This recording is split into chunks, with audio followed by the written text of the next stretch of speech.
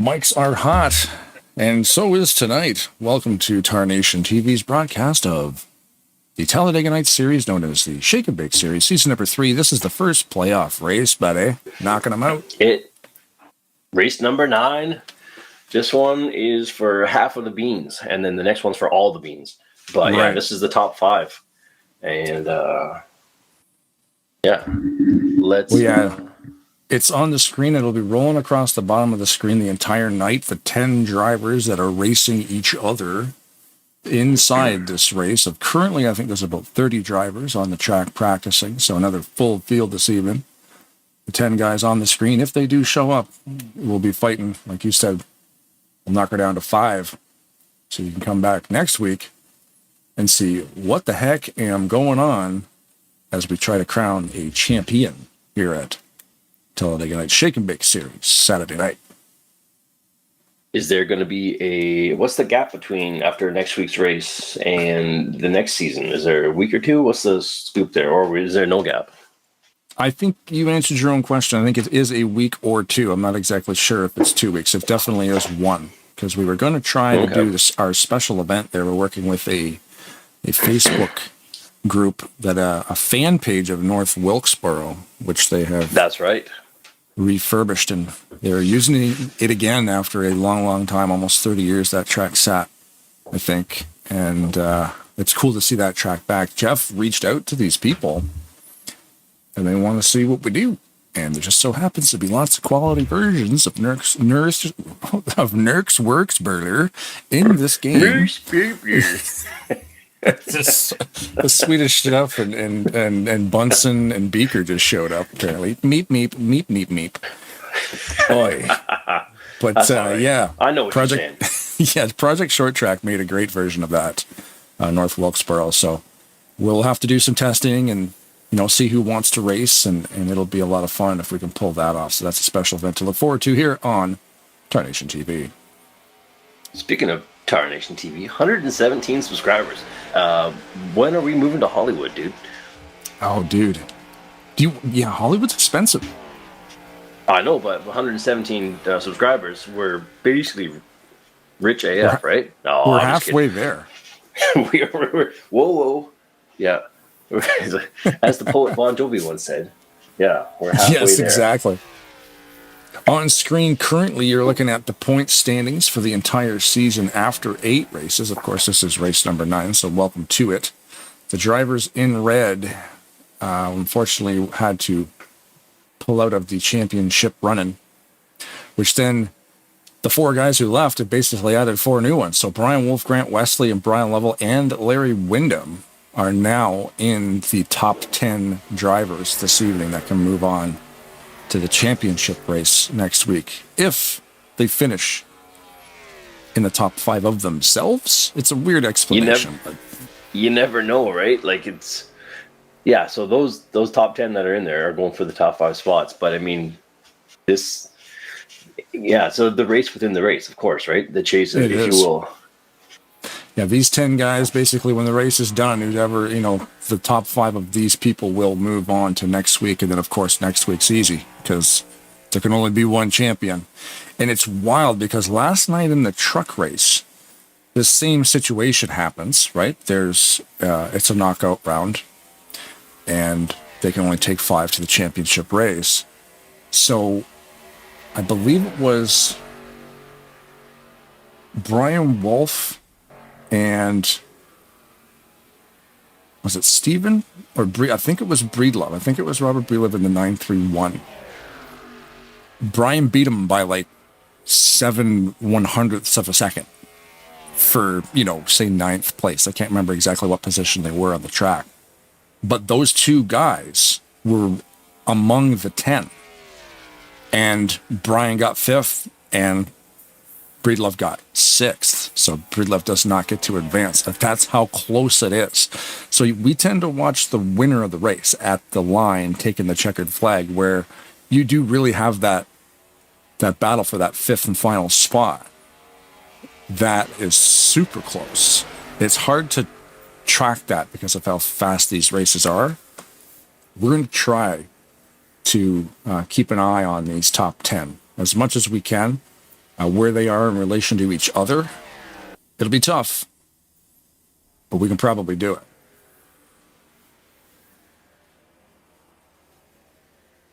It looks like everything just went dark. You still got me, bud? Yeah, did I? Oh, must have not unmuted myself there. No, I just mean my YouTube feed looked like it went out for about 5 seconds. I didn't know if I fell out of TeamSpeak, but it looks okay. Oh, strange. I'm watching on Twitch. Twitch is good. I've recently, I don't know if it's recently, I guess when I got this computer, it did have the Windows 11 on there. And I'm currently operating on a single laptop screen. Now, what I hate with Windows 11 is it automatically, maybe 10 did this too, but it automatically wants to resize my windows. And all I want to do is be able to see just a sliver of the YouTube chat so I can keep an eye on it until I get a second monitor. But it just keeps making my windows go like half screen, third of a screen. They're just trying to like take up too much space. So I wasn't watching that. There's probably a utility that you can download for that, because I know there was a thing called Ultra Monitor years ago, where if you had multiple screens, it would save your screen positions and your window positions. So every time you started your computer, you didn't have that issue. Everything would be where it was. That? So it might be worth looking into some cool little freebie utilities. But speaking of There's YouTube so many things. We've got some chatter. A little bit. Ulysses Sandoval's in there. He just says, "Friend, this is the chase, friend," and it is a good one. In fact, the chase. But yeah, we got a couple people watching right now, so thank you for watching. If you'd like to see more of this, Absolutely. Of course, there is one more race left next week, so subscribe, and that'll be a whole lot of fun. Always great to have chatter and subscribers, and just anybody who wants to tune in and interact with us. It's always fun. Yeah, it's good. Cool. Out racing. Keep us posted. We're probably going to say a bunch of things wrong tonight, and let us know, because that'll happen. We've been wrong once or twice before. Well, talking about the truck race there just momentarily, the trucks that advanced and the trucks that were eliminated out of the 10. I'm just going to check my list. It was Breedlove versus Wolf. So Wolf is in the championship race along with Bob Dixon, Denny Carroll, Alex Moe, and Greg Lovell. We're talking about the truck series that happens on Friday night. And the drivers that were eliminated, Billy Ellisor, Robert Breedlove, Gary Mingus, Bobby Farrell, Keith Bynum, of course, Jeffrey Elliott, Craig Roberts, and Ken Robertson, Mr. Hagley. Those drivers, unfortunately, as you can see here, same deal. Kelly Causey, Jeffrey Elliott, Ken Roberts, and Craig Hagley are in red because they are basically a healthy scratch. They probably will not be here this evening. If they do happen to make it, they aren't part of that 10. They've pulled themselves out. So it gives other drivers a chance to get in there. It'll be be a good race. Remember, one switch we need to retire. Our qualifying run. We will do this as we show some commercials, because we have other series here at Talladega Nights. So let's check some of that stuff out while we do this whole qualifying deal. Do you like dirt racing? Do I ever? Do I ever? Well, we happen to do that. And Bob Sire runs it, so let's take a look at that.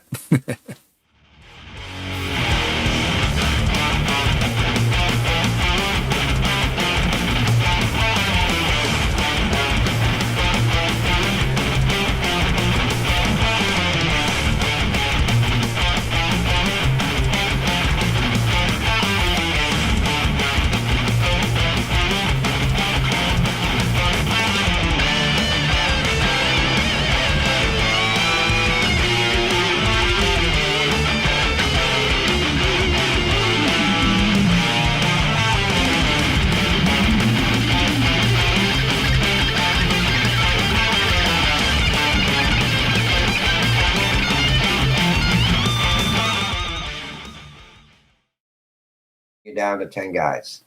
Okay. Live on the air with Jeffrey Elliott. We'll just explain what's happening here. Thanks for watching the commercial break, sponsored by Bob Sire and the Dirt Gearhead series. But yeah, hey Jeffrey, go ahead. Hey Blaine, hey Brad, good to be back in the booth with you guys. Hello everybody that's watching, or anybody that's going to watch this kick butt broadcast. Appreciate it. Just telling you guys here that once we're done qualifying, I'll be bringing all the 10 chase contenders to a private room to have some interviews. with them as a group with the one and only Blaine. So just want to give you where we're at, Blaine. Perfect. Sounds like a plan, man. Thanks. All righty. I will come and get you. Awesome. We'll be waiting. All right. Good to see you, Brad. He's got his mic muted. He's probably eating a sandwich. I was muted too. I'm always trying to be aware of that because I'm not making as much noise behind the scenes here. If I have hit the tail end of a cold, so I'm trying not to sneeze in your ears. I was just looking, and also I was reading the YouTube chatter there too. It looks like Josh 2 and Danny Hardy are both sitting out tonight as well. But they are watching, so thank you for watching. Absolutely. If you know what, if you can't be racing, it's the next best thing. Well, it's not really, but we try. Yeah, it's just as cool. Like, nah, it's not. You don't have a steering wheel in your hand, but vegetables are almost as good as Jell-O, but no, they're not. You got to eat them, though, but yeah, it's about the only thing they have in common. Yeah. Ulysses Sandoval in the YouTube chat, the Level Boys will dominate the chase. There's a prediction. It's a good prediction. Yeah, I mean, there's some smart money there. All three of them are in there. And they're sitting pretty good, right? So, and if you get them teamed up too, maybe they'll be like, it could be 3 and 4, 2 and 3, who knows, 1 and 2, right? They're usually sticking pretty close together, are they not? Working. Well, look what happened last night. Look at the finish last night. 1, 2, 3 finish. Exactly. Level. Yeah. But, you know, they're all really good, but I've never seen all three of them on the podium. That was wild. That was a really good race. That was the first, eh?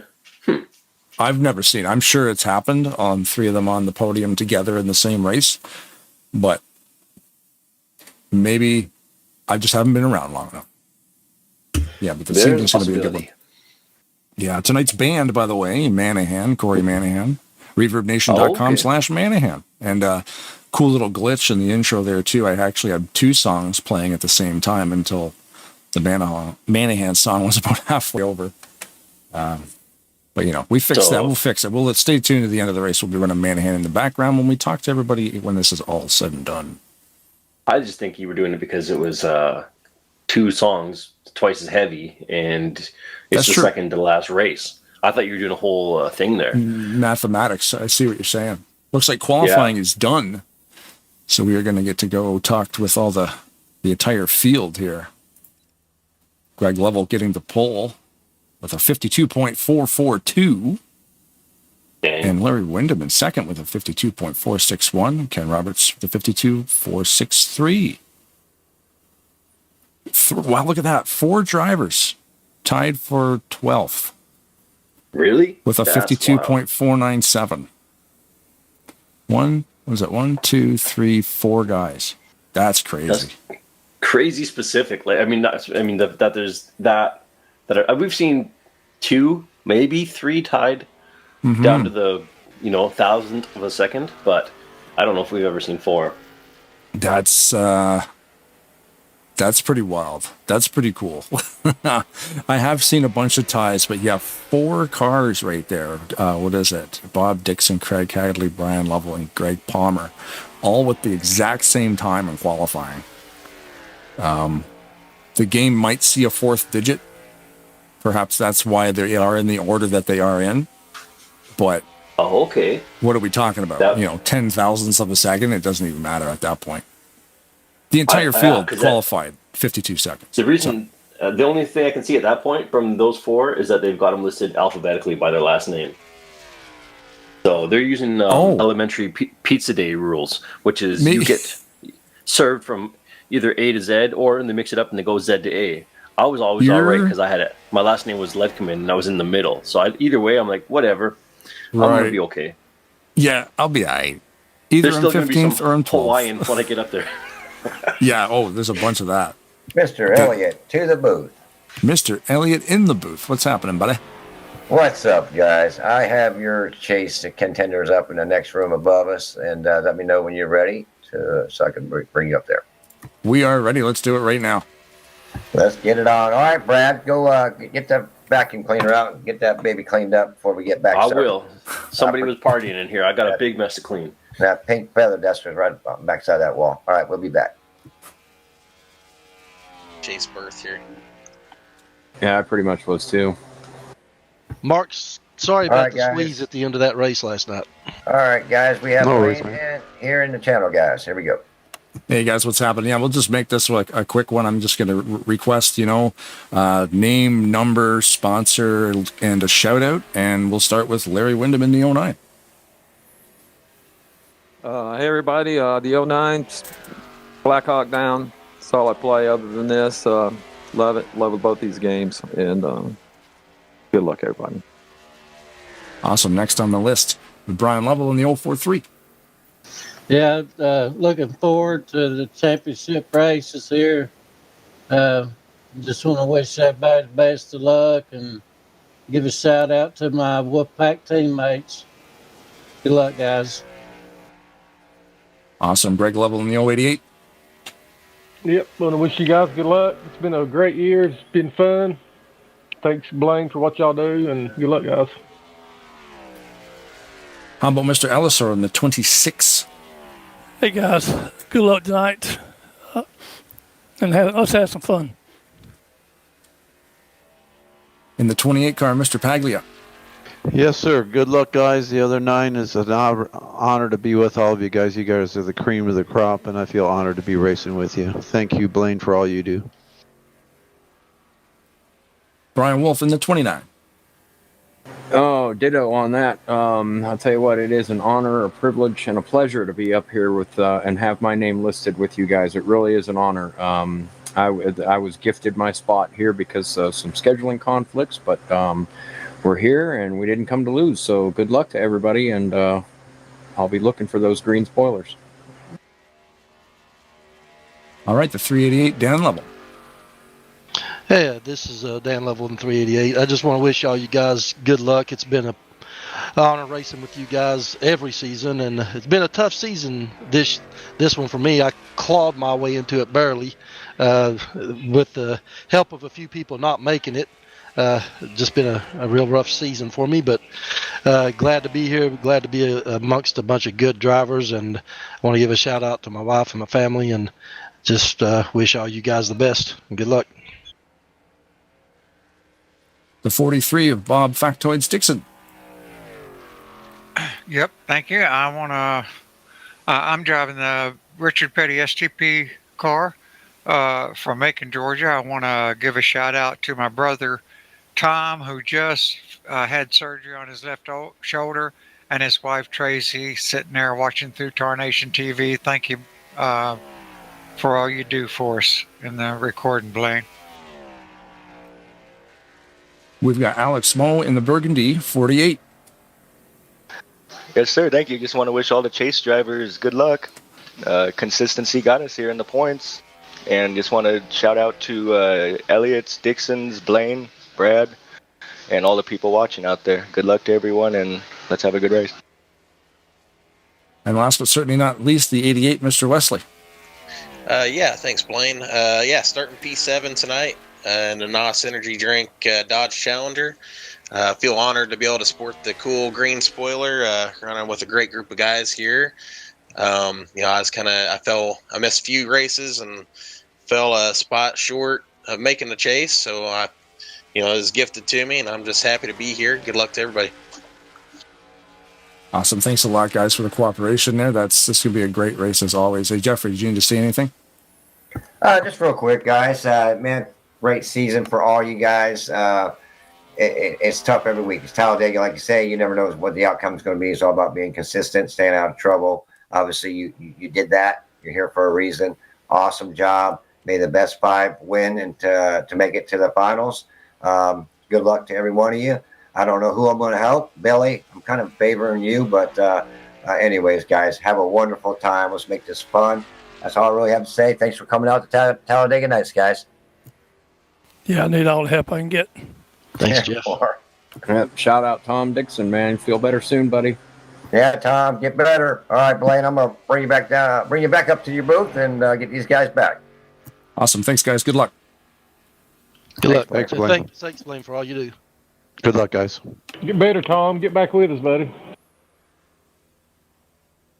Back in the booth. What's up, buddy? So, Hey. the 45, the Batman car, Tom Dixon, Were you listening through Twitch on the intros? I was listening, but I didn't catch the whole thing. What was going on with Tom Dixon? So he had a shoulder surgery, so he'll be watching from home this evening. Oh shoot! Yeah, well, hopefully you're recovering there, and lots of lingering injuries with Mr. Tom. But you know what? The surgeries do what they do, and hopefully he recovers quickly, promptly, and other words for fast. Look at you with your thesaurus. I've got the thesaurus. $3 words. I wonder. I always say this about the thesaurus. Have we ever actually looked up the word thesaurus in the thesaurus? That might cause a quantum shift in something. Yeah, you saw Ant-Man, like where the whole quantum verse implodes. I'm pretty sure something like that would happen. It's time travel, and that's a dangerous thing. We probably shouldn't be messing around with dark arts such as that. Yeah, you're probably right. Should leave that. Leave that to the professionals. There's a scientist somewhere who will be doing that.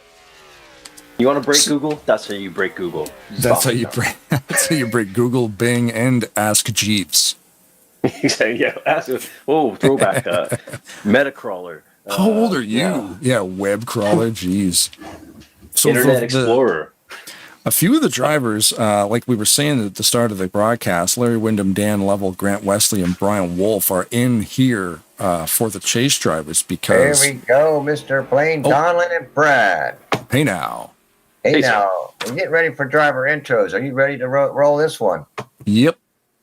All right, we got to give the rest of our lovely guys that came out to join us and race amongst these top 10. So I'll bring you up there. Let me go make sure they're behaving themselves. I'll be right back. Right on, let's do it. So what's going to happen now is the qualifying is completed. We will go down the list starting with the pole sitter. So we'll leave you again momentarily. And we will talk with all these guys. I wasn't quite done. Yeah. Were you clipping your toenails in here before? I don't know. Somebody was in here clipping their nails. So I don't know. No, it couldn't have been me. It might have been Esmeralda, the phantom that lives in the rafters. I know you chew yours off, right? That's why. I do. Yeah, they're not that nice. Esmeralda, she was an animal. But she haunts this place now. Oh, we're just talking. We're up here now. We're talking about ghosts. Welcome to the broadcast, everybody. Thanks for all the drivers again for showing up tonight. It looks like another full field. It's going to be a fantastic race. So I'll waste no time. Jeffrey, let her rip.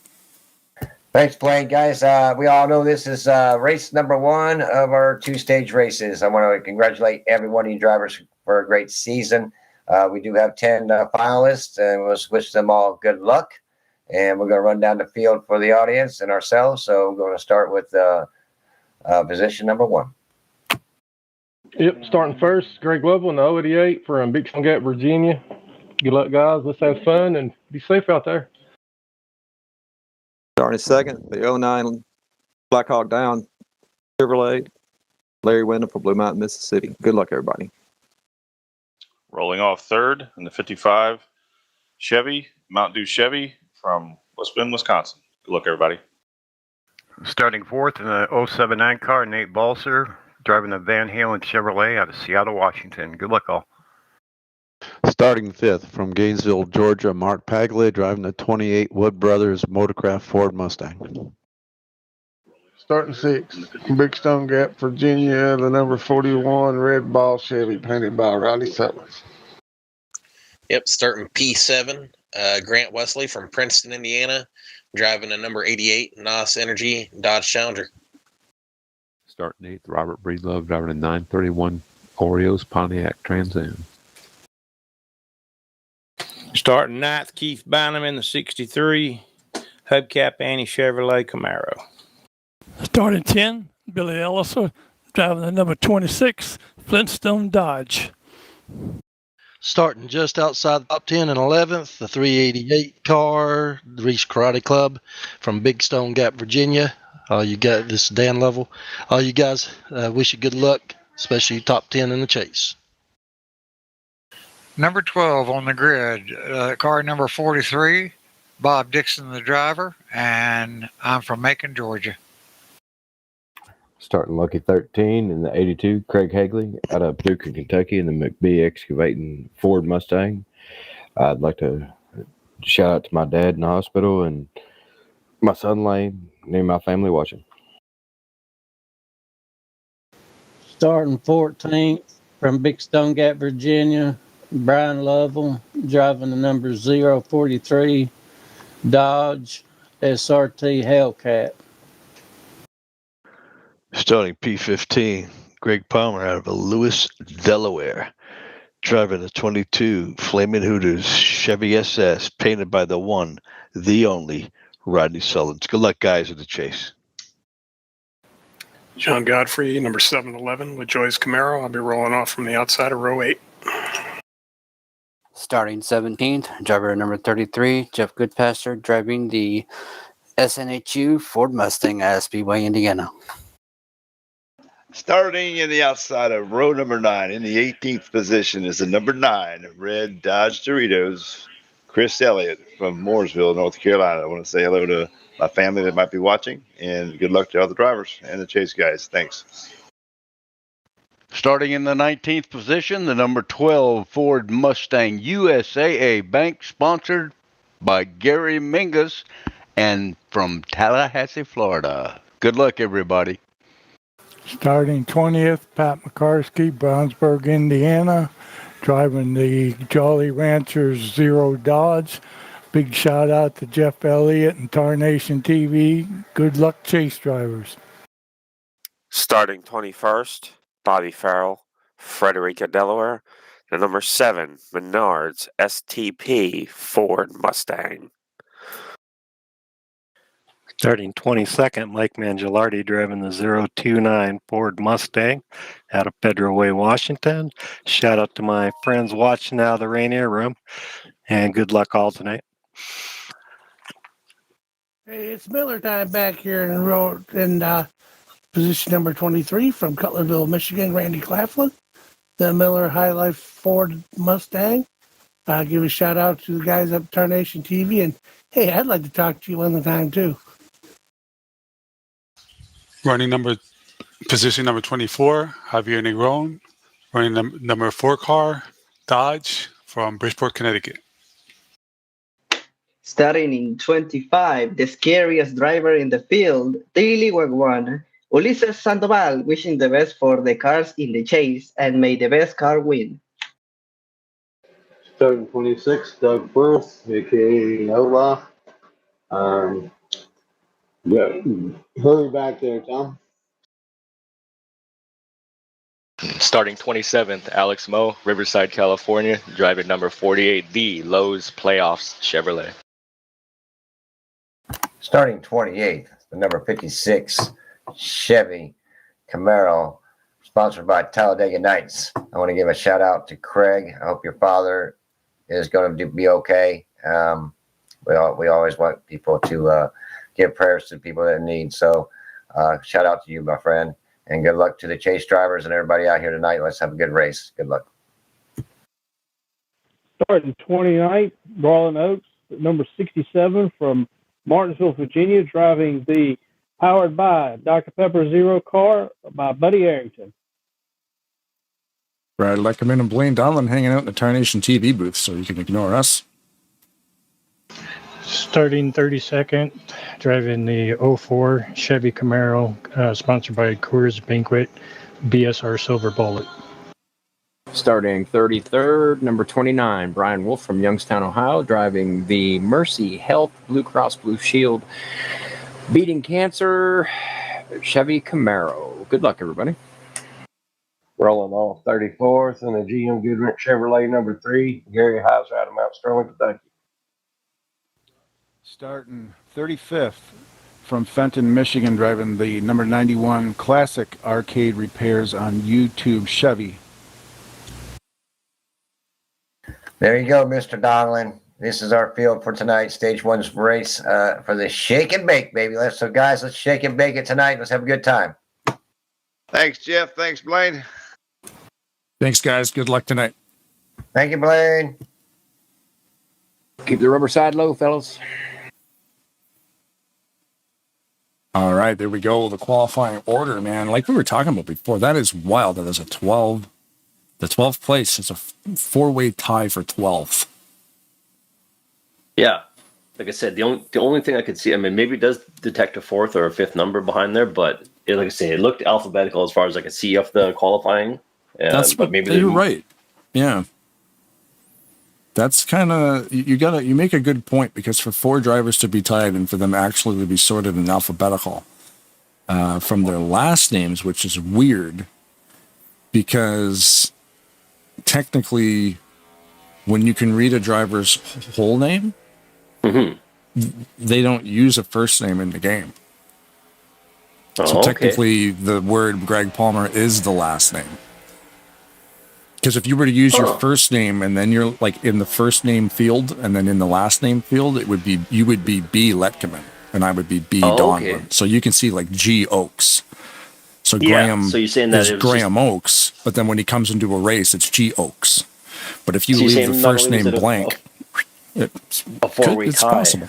Yeah. But it was also a 4-way tie that happened to be in alphabetical order, which would have been even crazier. Whoa. Far up. I think the broadcast is over, buddy. Thanks for watching. I mean, we're going to top this? I don't think so. Later, Skater. Top it. I dare you. I dare you. Yeah, exactly. Right now, right now, the guys are out on the track in happy hour. There's approximately 10 minutes left in happy hour, so we'll put you out on the track here in just so you can look at stuff and we can show you some things. Like, what do we look like? Where do we come from? Where do you go? Where do we come from, Cotton Eye Joe? Tarnation TV Turbo. That's where we did that last night. That was a lot of fun. The truck race, driving from my cockpit. Yeah, you being my crew chief, telling me not to pit, even though I should have. But we came out on top of that one. There was ups and downs. We had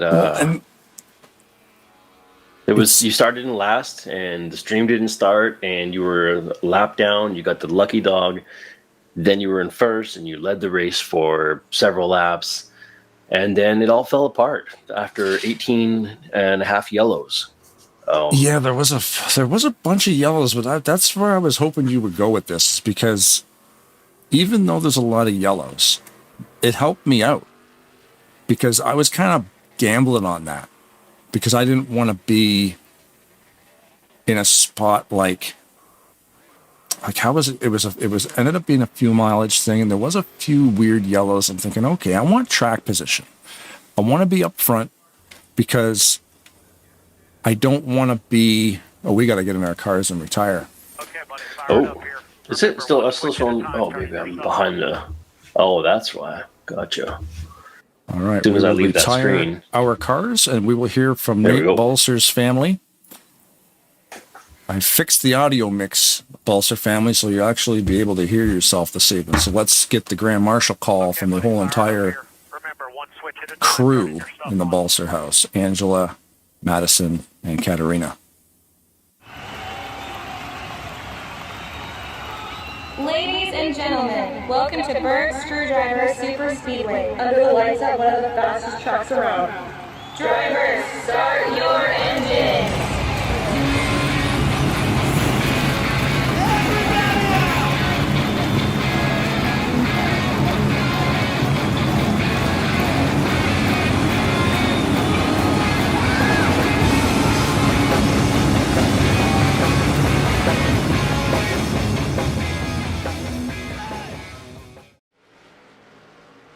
Alrighty then.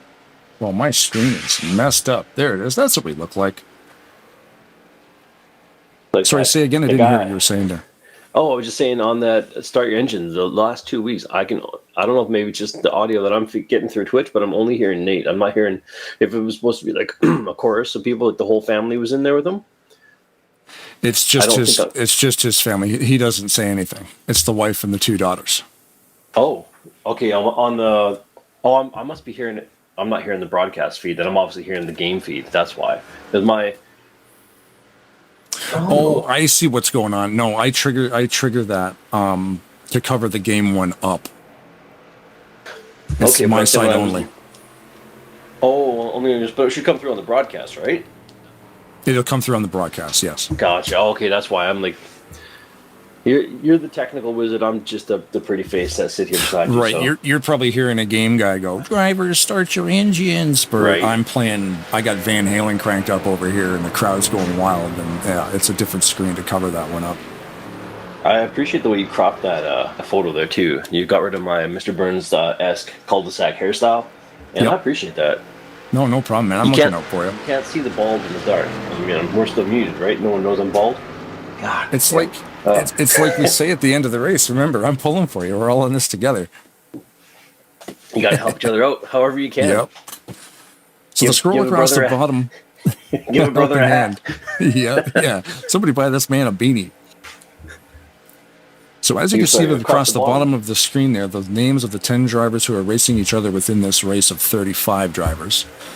They are the playoff drivers, and we are also focused right now on Bob Dixon. You can see behind him there, Mr. Lovell in the 043, and in front of him, Billy Ellisor. You notice how they have the lime green spoilers, the lime green trim across the front windshield, and the lime green air dam on the front of the car.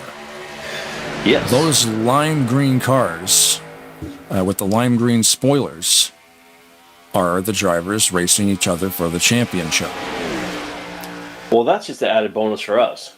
Oh, dude, Craig Hagley did this. He pulled the paint schemes off of the cars that were in the playoff chase, and he went in there and he neon greened the spoilers, the windows, and the skirts around the bottom of the cars. So we as broadcasters can see who's racing who, and it's so much easier for the viewers as well, and it looks phenomenal. So thank you, Craig.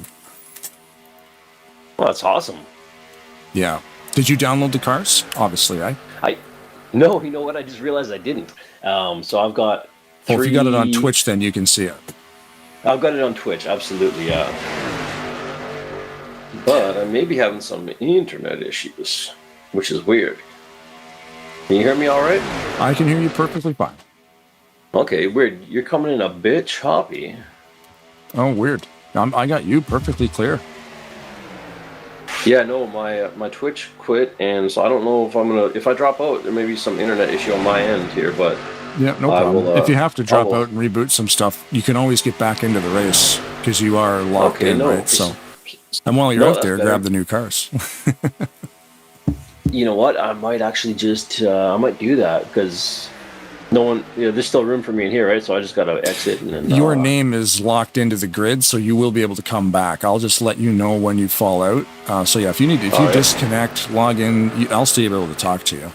You won't have to leave the broadcast. Sure. But all right, well, you let me know what's going on there. They're out there racing here. They are currently, yes. I forgot. Brad is disconnected, and we're currently at the front here. The front line is basically a nice even stretch of 6, and as you can see from the lime green spoilers, all but Ken Roberts. And Ken Roberts would have had a lime green spoiler, but he has an inconsistent schedule coming up the last week, this week, and next week, so he wasn't sure if he was actually going to be able to compete, so he relinquished his championship run to get drivers in there that can actually make the races. Although, Ken is here, but, having an inconsistent... Well, that's good. It's yep. Too bad he got half of the season, right? He did. Obviously, life comes up, and if you can't be there and you can't guarantee it, then he did the right thing and stepped aside, which is awesome of him, but... Yeah. Ken was maybe actually a little bit of sour grapes. Yeah. Oh, man. This should be mine. I had to go to that wedding. Yeah, exactly. Why do I have to do that stuff? That's my Ken Roberts was in 4th. Yeah, I'm not going to that. I flew all the way to BC for yours, buddy, so there you go. Well, exactly. And you know what's even better? I flew all the way to BC for Dan's, and then you were like, we're going to have ours too while you're here. And I'm like, I feel the love. I get it. Right? Well, might make sense. Hey, since you're out here, I probably should marry my lady while you're here, because while you're here, how often do you get out this way? Yeah. Well, while you're here, let's do a thing. Right? Might as well. Let's make it happen. There's a lot of lane jockeying going on back here. You see some guys trying to find a line. Grant Wesley drops to the bottom. Paglia is going to go with him. I'm just dumping these car folders, and I'll be back with you momentarily. I'm liking that low line. Last night was working great after some wheel tweaks with help from guys like this in the practice sessions. All you got to do is ask, hey, boys, I keep sliding off that bottom line coming out of turn 2. Hey, why don't you try this? Switch a couple sliders, check a couple check boxes in the options menu, and that car, well, yesterday would have been a truck for me, is on rails now. I don't mind driving that bottom line where it was my least favorite spot to be, but it is all in your controller settings of how how twitchy it is and how responsive it is. Oh, okay. These guys are below the yellow line to avoid contact. Got back in line there. Who is that? I think that might have been, was that Keith? No, that's Craig Hagley in the 82. Had to drop below the yellow line there on the back straight. But you are allowed to do that. You're just not allowed to gain a spot. Oh, okay. Yeah, the yellow line is out of bounds, but you just can't gain a position. So if the track is there, definitely use it to avoid colliding with someone or things of that nature. Craig Hagley in the 82 car. Of course, our pit window again will open around lap 17. Drivers can probably run 20-ish laps, 21 laps on a tank of fuel. Tires are never an issue here at Talladega. Quieter evening tonight, not a full field as we would normally have. A little bit, yeah. We're about 5 or 6 drivers shy of having full, so I would still consider it full, but not right to the top. Oh no, it's definitely not a light night, but just compared to most of the Saturday nights. But I guess it'll happen as it is for summertime, right? Everybody's got stuff going on, vacations. I didn't see that yellow. Why did yellow come out? I saw the pace car come out, but I don't know why, because everything is still showing. I thought it was still showing green. Now it's gone yellow. Okay, so we're going to load this up here. We're going to go backwards and see what we can find. I'll get inside one of these cars here and find out. Oh, right about there, apparently. I like this. We've gone 8 wide. This is amazing. Here's to see where. Yeah. Everybody is spread out. I don't know. Currently just looking for... we have BSR Silver Bullet and Gary Mingus way off pace. Maybe something happened there. Let's check it out. Oh, I see. It was a blow motor. Oh, that's unfortunate. Yeah. That's just bad luck through and through. Oh, that's horrible luck. We're talking about BSR Silver Bullet, who just chose to run a generic car, come out and do some racing tonight, and here we are on like lap 7, and the engine explodes right there halfway through turns 3 and 4. And because Gary Mingus, that looked like Oaks, were behind him, it brought the yellow out. He didn't crash the car or nothing. You got it right onto pit road. That's a shame for Silver Bullet. It's his first time out here, I think. Yeah, I was going to say that I haven't heard the name, but I'm sure he's, much like everybody, I haven't heard the name because I've only been here for a few months, but I'm assuming he's probably been racing for quite some time in various other leagues, and always good to have new names on the field. Well, you notice the name of BSR Silver Bullet, and we're racing here at Burnt Screwdriver Super Speedway, so that this track was their track. Oh, so right thanks on. for the BSR crew for allowing us to use their nighttime version of Talladega, which Talladega does not run under the lights. So it was a very cool thing that they did. They decided to build a night version and name it BSR. BSR Night Version 3, if people are wondering. Focus there on Greg Lovell coming into the pits. Drivers getting sorted.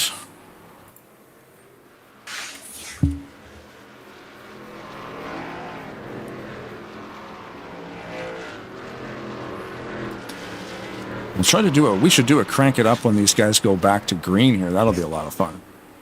I think so, yeah. Tell us how crank it up works, Brad. Well, I will tell you how they work right after we chat with the boss. Jeffrey to the tower. We see you got Silver Bullet in here. I brought Silver Bullet Day's first time around here. I want to welcome him, but he unfortunately is motor blue, so I just wanted you a little interview here if you would. Yeah, nice. Thanks for joining us there, Mr. Bullet. I can't believe you're able to make it out and go for a ride, and unfortunately, lap 7-ish, the engine just quits on you. Yeah. Wasn't even, a couple car lengths was the car in front of me and just out of nowhere. Yeah, random NASCAR 2003 stuff. And like this track being Burnt Screwdriver's Super Speedway, you guys created this track, or how did this thing come together? I raced with a few other guys in another league, and they've told me about this. And the clubhouse I normally run at, which is Bomb Squad Racing, we weren't doing anything tonight, so I got everything done, downloaded, and came over here to see if I could race. And thankfully, they allowed me to race, and unfortunately, the motor let go. Oh, I'm getting BSR and Bomb Squad mixed up because Burnt Screwdrivers is different. Yeah, the BSR that I race for is Bomb Squad Racing. Gotcha. Yeah, that's been around a long time too. How long has Bomb Squad been around? I've been with Bomb Squad Racing for 2-3 years now, maybe 4. Oh, okay. Yeah, we see guys. What's that? I was gonna say we see guys popping out of here too, like Furco, Brain Fade, Ricky J. All part of the same clubhouse. Right on, man. Yeah, what is the time frame on that league? Has it been around? It's been around 10, 15 years at least. We race right around the same time frame as what you guys are racing now. Oh, okay. So many leagues, man. Can't keep track. It's so cool to see this community is still going crazy like it is. On a Sunday evening on Saturday, we've got a full field again here at Talladega. I love it. One of my favorite racing games ever.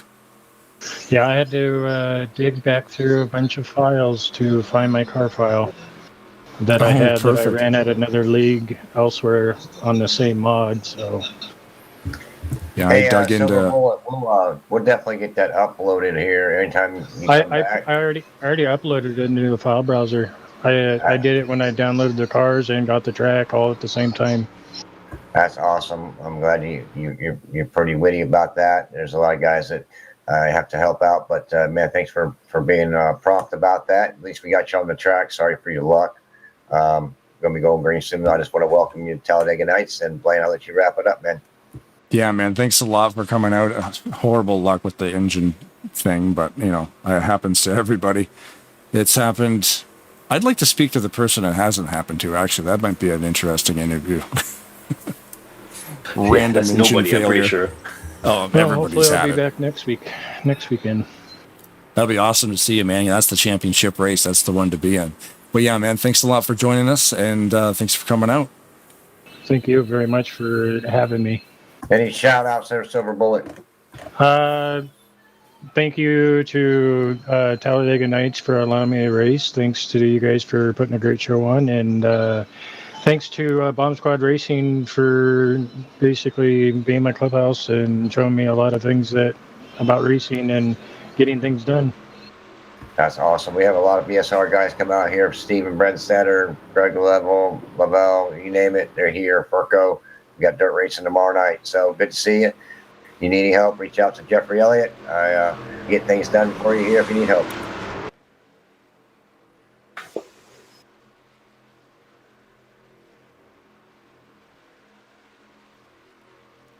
Getting ready to go green here. Thank you, Silver Bullet. I love making mistakes when it comes to the acronyms on the team names. I do the same thing with CCR. I always want to call them Carolina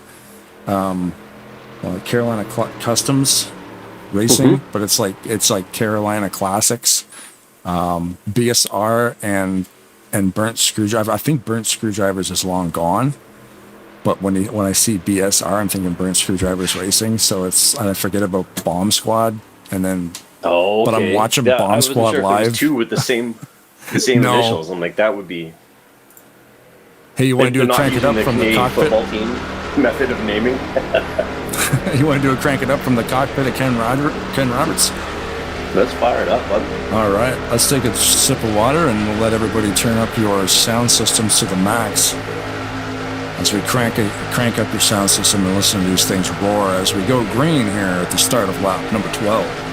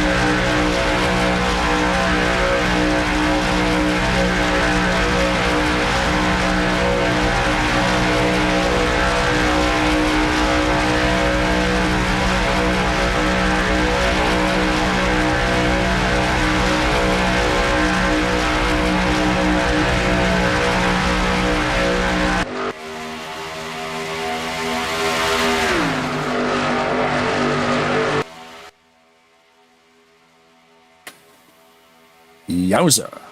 How's that for tailgating? I cranked it up and I can't hear. What'd you say? I said, how's that for tailgating? All you see is Mark Paglia's headlights right into Ken Roberts' grill.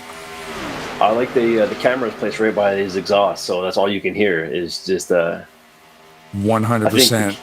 I think it gets that much louder the closer you are to the either to the motor or to the car, right? So. Yeah, the sound design in this game was great because it's all relative to the camera position you're currently looking at them. So when you're on the car, it's loud. And then, of course, crank it up. I've got the audio compressed even higher. So it sounds cool. Very, very cool. So looking for chase drivers. Well, actually, did you look at that chart that I sent you of the drivers that are in this chase? So I think the most fascinating one is Grant Wesley because he actually didn't even race in 3 of those races. The 37-point race in race number 2 is actually a provisional.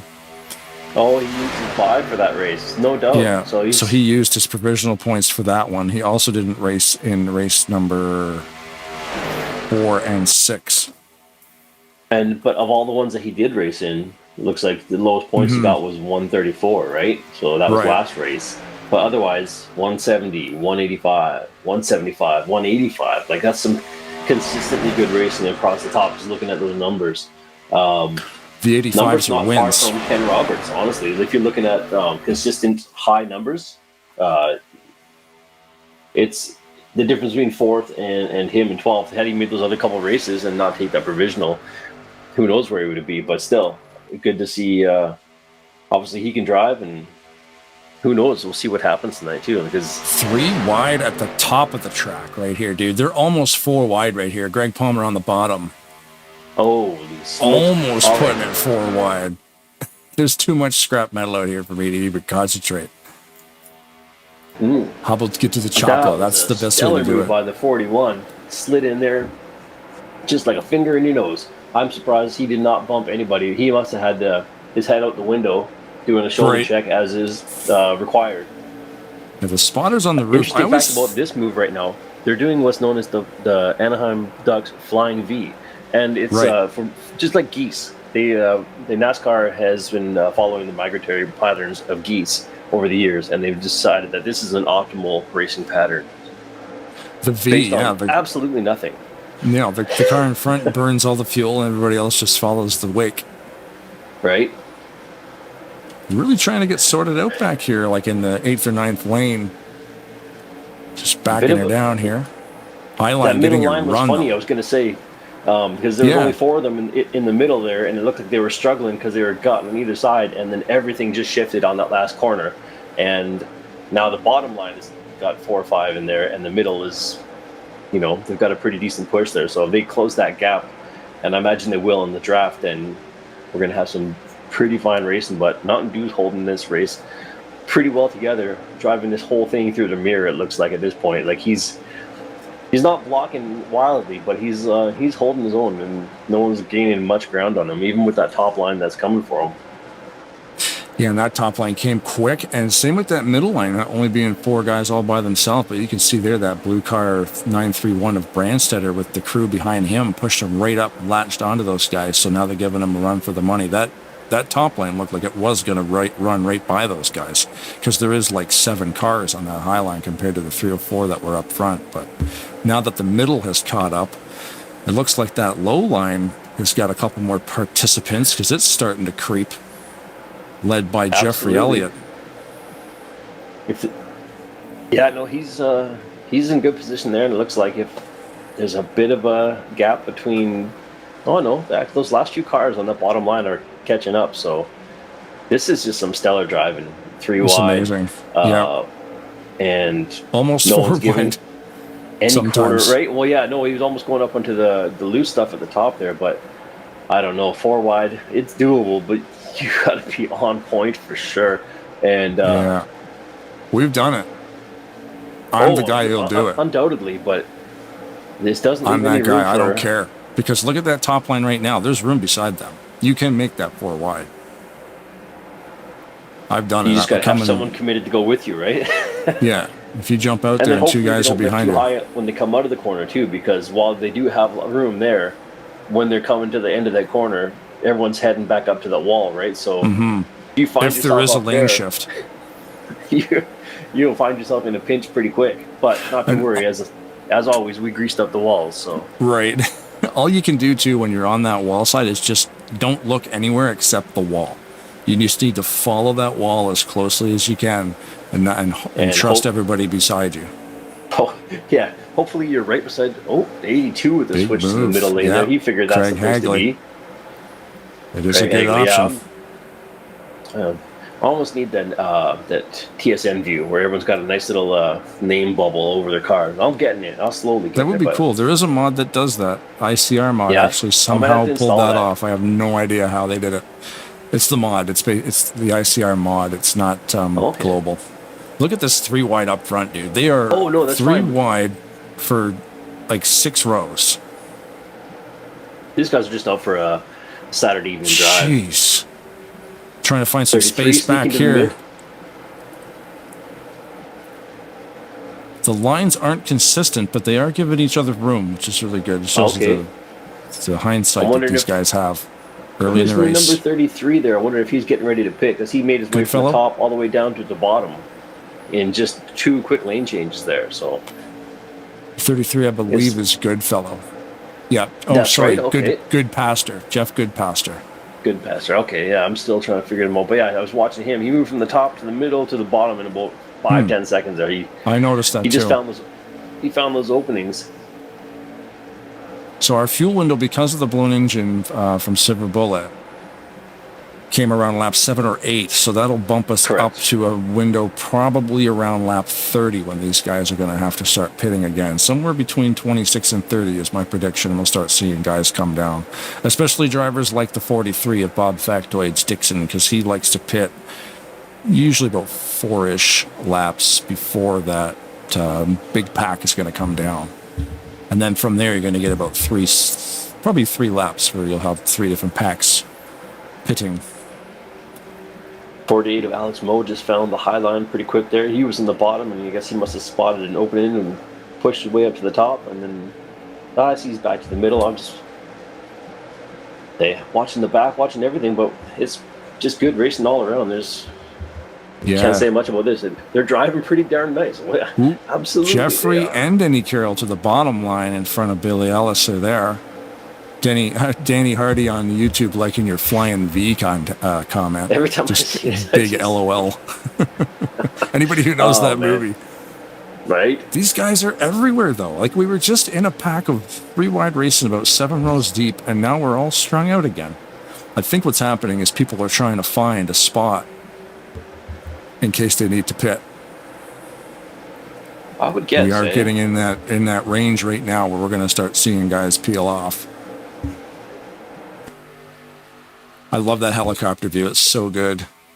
I know, it's my go-to one. I find it just gives me that much more. The only thing, like I say, if I could adjust the zoom just a touch more, just so I could get a better glimpse of the numbers. I know you know who's who based off of the paint jobs, either because you and Rodney painted half of these things, or you've been here since half a dozen since God was a kid. But some of us who are new to it, namely me and only me, and have a very, very piss poor memory. I'm trying to. I'll get it one day, maybe by next year. I make no promises. I do my homework. By next season, everybody will probably change their paint schemes. Right, and there we go again. I'm like, here's the mystery car. Oh, we smoked again. I'm in the helicopter view right now. Oh, Brian Wolf into the grass. He's going to save it. He brought it back up. He saved it. Yep, lots of tarmac right there, and Brian knows how to drive. That was awesome. They both did, and who was right behind him too? He pulled it together too because he was going a bit low as well. Yeah, that's a little bit of everything. 3 wide without flinching, and we're looking at his 5 cars in each lineup. This is dude. Wild. Okay, no, 82 is falling to the bottom, so good call. Pit cycles will be coming up here shortly in the next half dozen laps or less.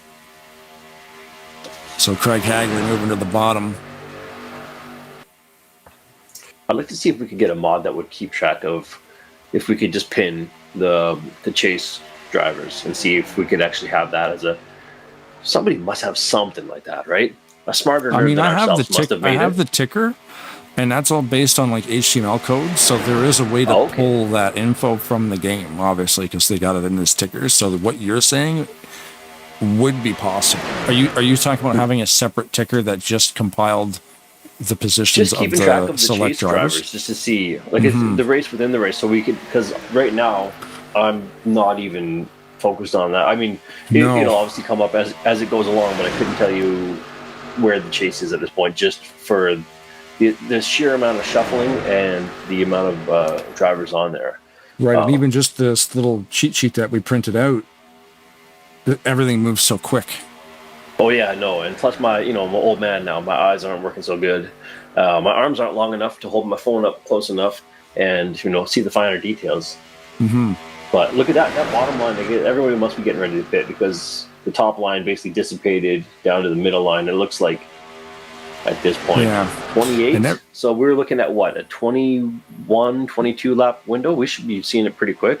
You can see that 22? There, yeah. It looks like Paglia, Wesley, and Roberts have all claimed that lower line now, and they like running that middle groove, so they're lining themselves up to pit in the next few laps. If they've all moved down there, and they're going to protect that yellow line, Ulysses Sandoval, he looks like he's going to the pits. We'll top him up with some of that special Tarnation TV fuel, the one that he likes. You want to watch the cars come out of turn 2 from... Yeah, let's watch the cars come out of turn 2 from the Black Rifle Racing motorhome. There they are. You can see there's a party going on in there. There's lots of people packed in there, as always. I don't even know if they're paying attention. No. That's usually, they're pretty rowdy on the Solomons trailer there. Yeah. We always have trouble with them, but you know what? They mean well. They're just yeah, they're rowdy, they're but they're excited. not impossible. Yeah. No. Here we go. Leaders. Some of the leaders are peeling off. Oh, little locking her up right in the pit entrance there, but so far so good. So I'm thinking this group of 4 up front now, they're going to be coming into some lap traffic. You can see Ulysses Sandoval coming off the pit lane here, but he'll stay down below the yellow. Let the traffic clear. These guys will probably be coming in next time around. There's usually 2 or 3 laps of pit cycles. Where we got? Did Jeff stay out to lead the lap there? Jeff did, yeah. So, Jeffrey does have 1 lap led, according to my statistics, yes. right, and then if I'm not mistaken, the 41 is Denny Carroll. Denny Carroll, right? Denny Carroll, in the yep. 41. That's right. Yeah. See, I'm learning some of this stuff. Yep. And here they go. Okay. The yeah. rest of them are coming down now. Oh. Yeah, everyone's going out. Nice. I always get nervous watching them come into the pits, just thinking everyone's just locking them up and the talent, though, man. Like when you see that, you've got 12 cars coming from 199 miles an hour at a turn 4, and they all get down there and they all get slowed down to 55, and nobody bumps anyone. It's actually kind of crazy. On an ideal circumstance, absolutely. I was gonna say sometimes they bump and sometimes they bump hard, but in that case, they do. That happens in real life too, right? Accidents happen. But you know what? Nice to see a green flag pit. Only 1 yellow so far. Just a little under halfway through the race, and a single yellow. Everyone's out here. They're driving for a purpose, and everyone's just keeping the nose clean and the accelerator to the mat. Very good one. I love this green flag cycles, man. They're always so good.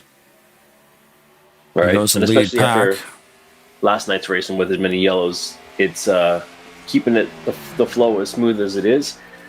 But again, like you say, I always catch myself saying I hate to see someone wreck out, but someone's wreck is someone else's first place or chance at maybe the chance to bump someone out of the top 5 who might not have been a contender. So it's good for bad and good for some, bad for others. But so currently in helicopter view, hooked on to Billy Ellisor and Nate Balser in the 079. Okay. Gonna I'm cycling through the see. back just because everyone's pretty well split up here. They are, this is the cool thing that happens after a green flag cycle. Everybody will get strung out a little bit. So if we go into helicopter camera, we will watch this line form, and we will watch this line run down the lead pack. This is 10th position we're looking at right now in Nate in the black car.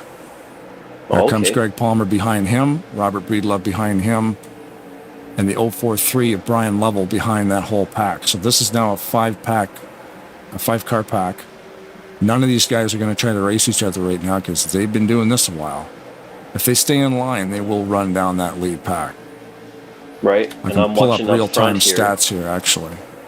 1, 2, and 3. We've got Roberts, Wesley, and Paglia exactly one nose hair away from each other, and just but the 3 of them, right? So they're good for now, but they get another run going on. I don't know actually what's the time difference between 3 and 4.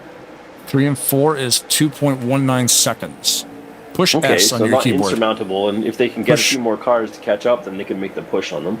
Push S on your keyboard. And then use your left and right button to change that from fastest lap, info, and race. Put it on race, left and right on your arrow keys. Oh, okay. And then you can use up and down to cycle through all the cars. Well, look at that.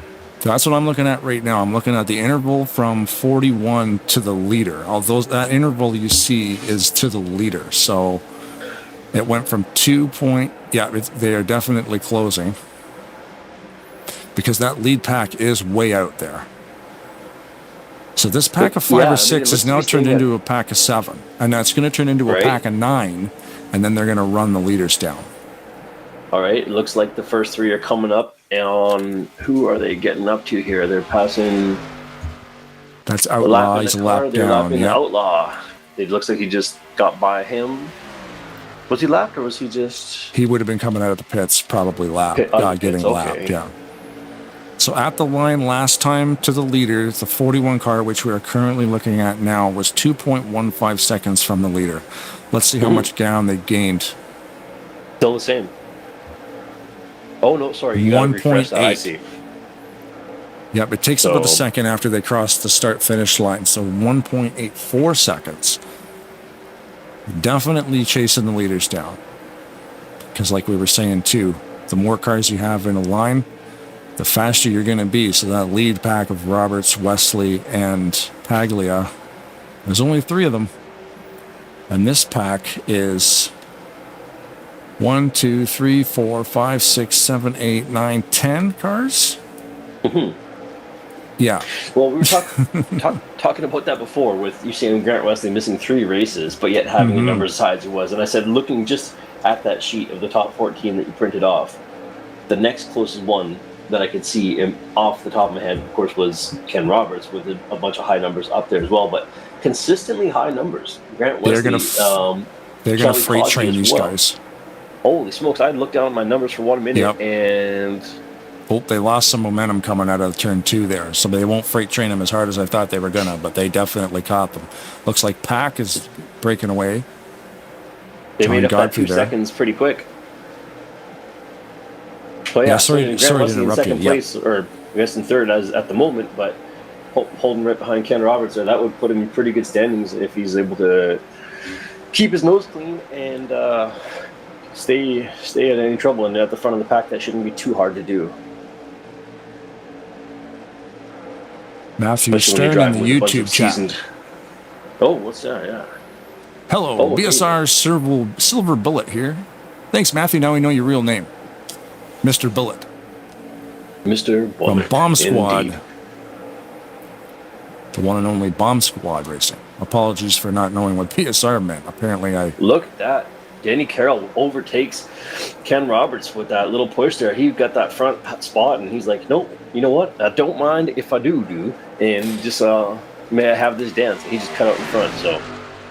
It's funny, too, how you know what line he wants. Right when he was clear of Roberts, he took it.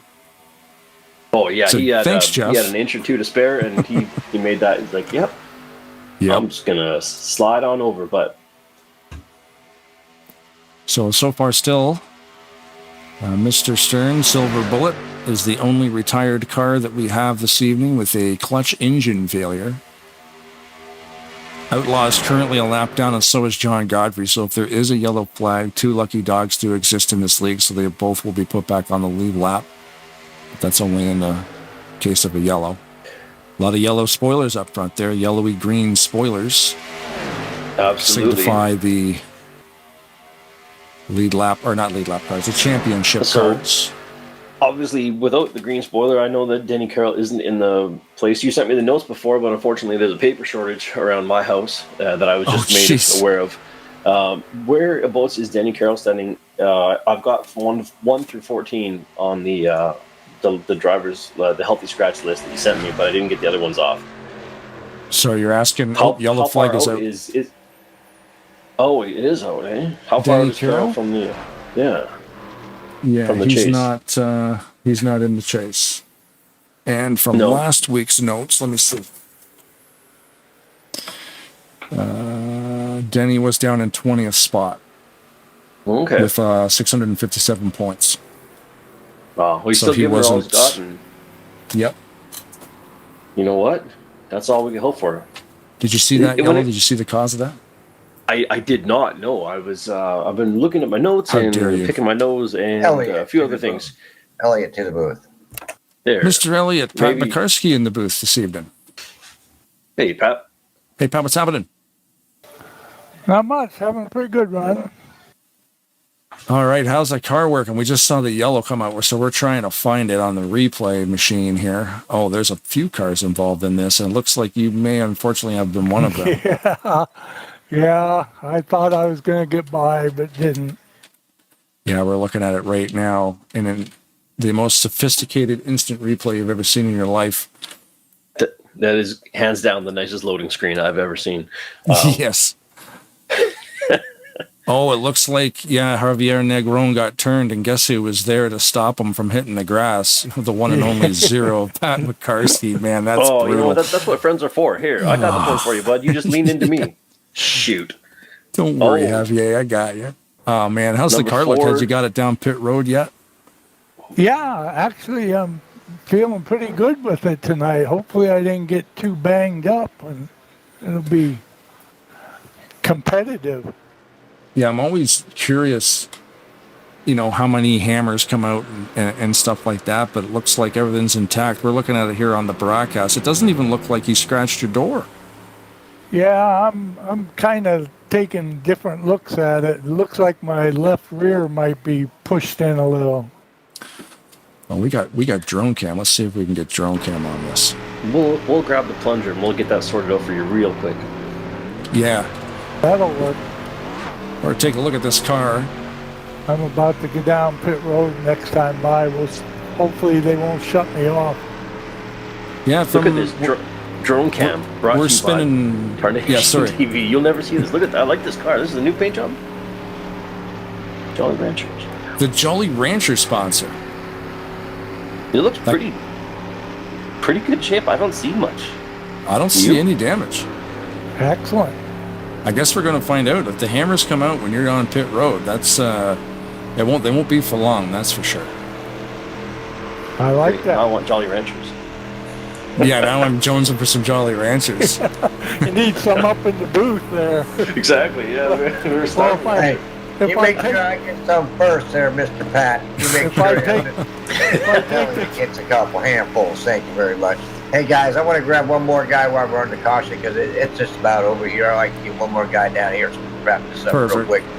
Yeah, thanks a lot for all the support, Pat. You're always running Tarnation something cars and feeding the internet, the links and whatnot. So yeah, thank you for your support, buddy. It's awesome. Any shout outs? You guys are the best. Any shout outs, buddy? Thanks, Pat. Give me a shout out, Pat. Yeah, shout out to that Jeff Elliott guy. He does a lot of work for this series. Yeah, he's not too bad, eh? No, he's not a bad guy. I know him. He's really pretty cool.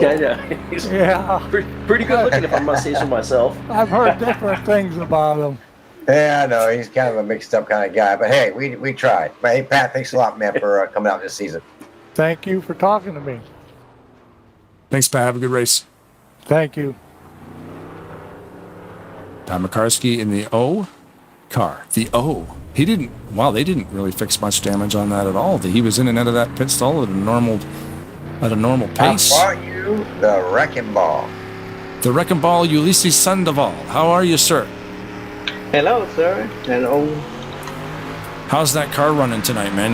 You've been caught up in any wrecks? We noticed you pit a little bit off pace. The last green flag pit cycle, you were in a little early.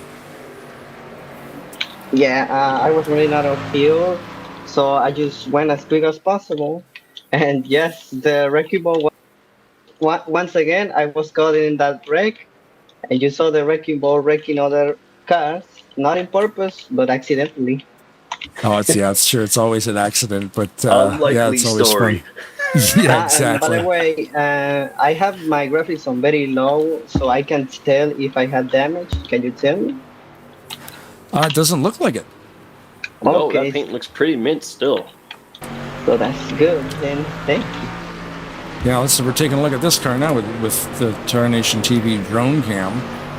I don't see any scratches, any dents anywhere, so it looks like your pit crew has got that thing held together quite well. Yeah, my team is the best. Who you got watching tonight? Is Mama Sandoval watching tonight? Oh, nobody's watching me right now. Yeah, they got tired of me sharing them the videos every weekend because they're busy at that time. Oh, it's fun. It's fun stuff, though. Yeah, but from my phone, I'm watching you from my phone. Perfect. Well, that's good. Man, We'll yeah. keep feeding you tips. Just keep listening. We'll give you the code word, like pass now. Go, go, go. Yeah, we'll I'll be the spotless. boys. I'll be right back. Keep them busy. Awesome. Yeah, man. So what's the plan the rest of the season here? Are you going to be able to make it out next week for the championship race? Yeah, my goal for next season will be make it to the chase. I had some good races before, so I'm confident for it. Yeah, the finishes too, especially in the sprint racing, is a lot of fun. Like I think we should one night maybe flip the broadcast and maybe just broadcast the sprints, because some of those sprint races are absolutely fantastic. Yeah, and sprint races are fantastic. If we are voting for broadcasting the sprint races, I will vote for it. Yeah, it would be. That'd It's be a fun. different kind of racing, and it's a whole pile of fun because it's just 10 laps, let's go, no pitting, no need to do any of that stuff. Just go for it, and it's. I like that idea. We should definitely give that a go one evening. Yeah, we should. I also like that idea because that's the place where I can at least win. Yeah, it's a lot of fun doing the sprints.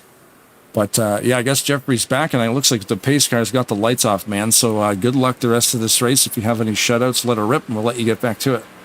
Shout out to family, to my Sandoval family, the whole family, even if they are not watching me. I shout out to them, and I hope thank you for wishing me good luck. I hope that I don't get cursed by the Tarnation TV curse. So It's wish a me thing. luck.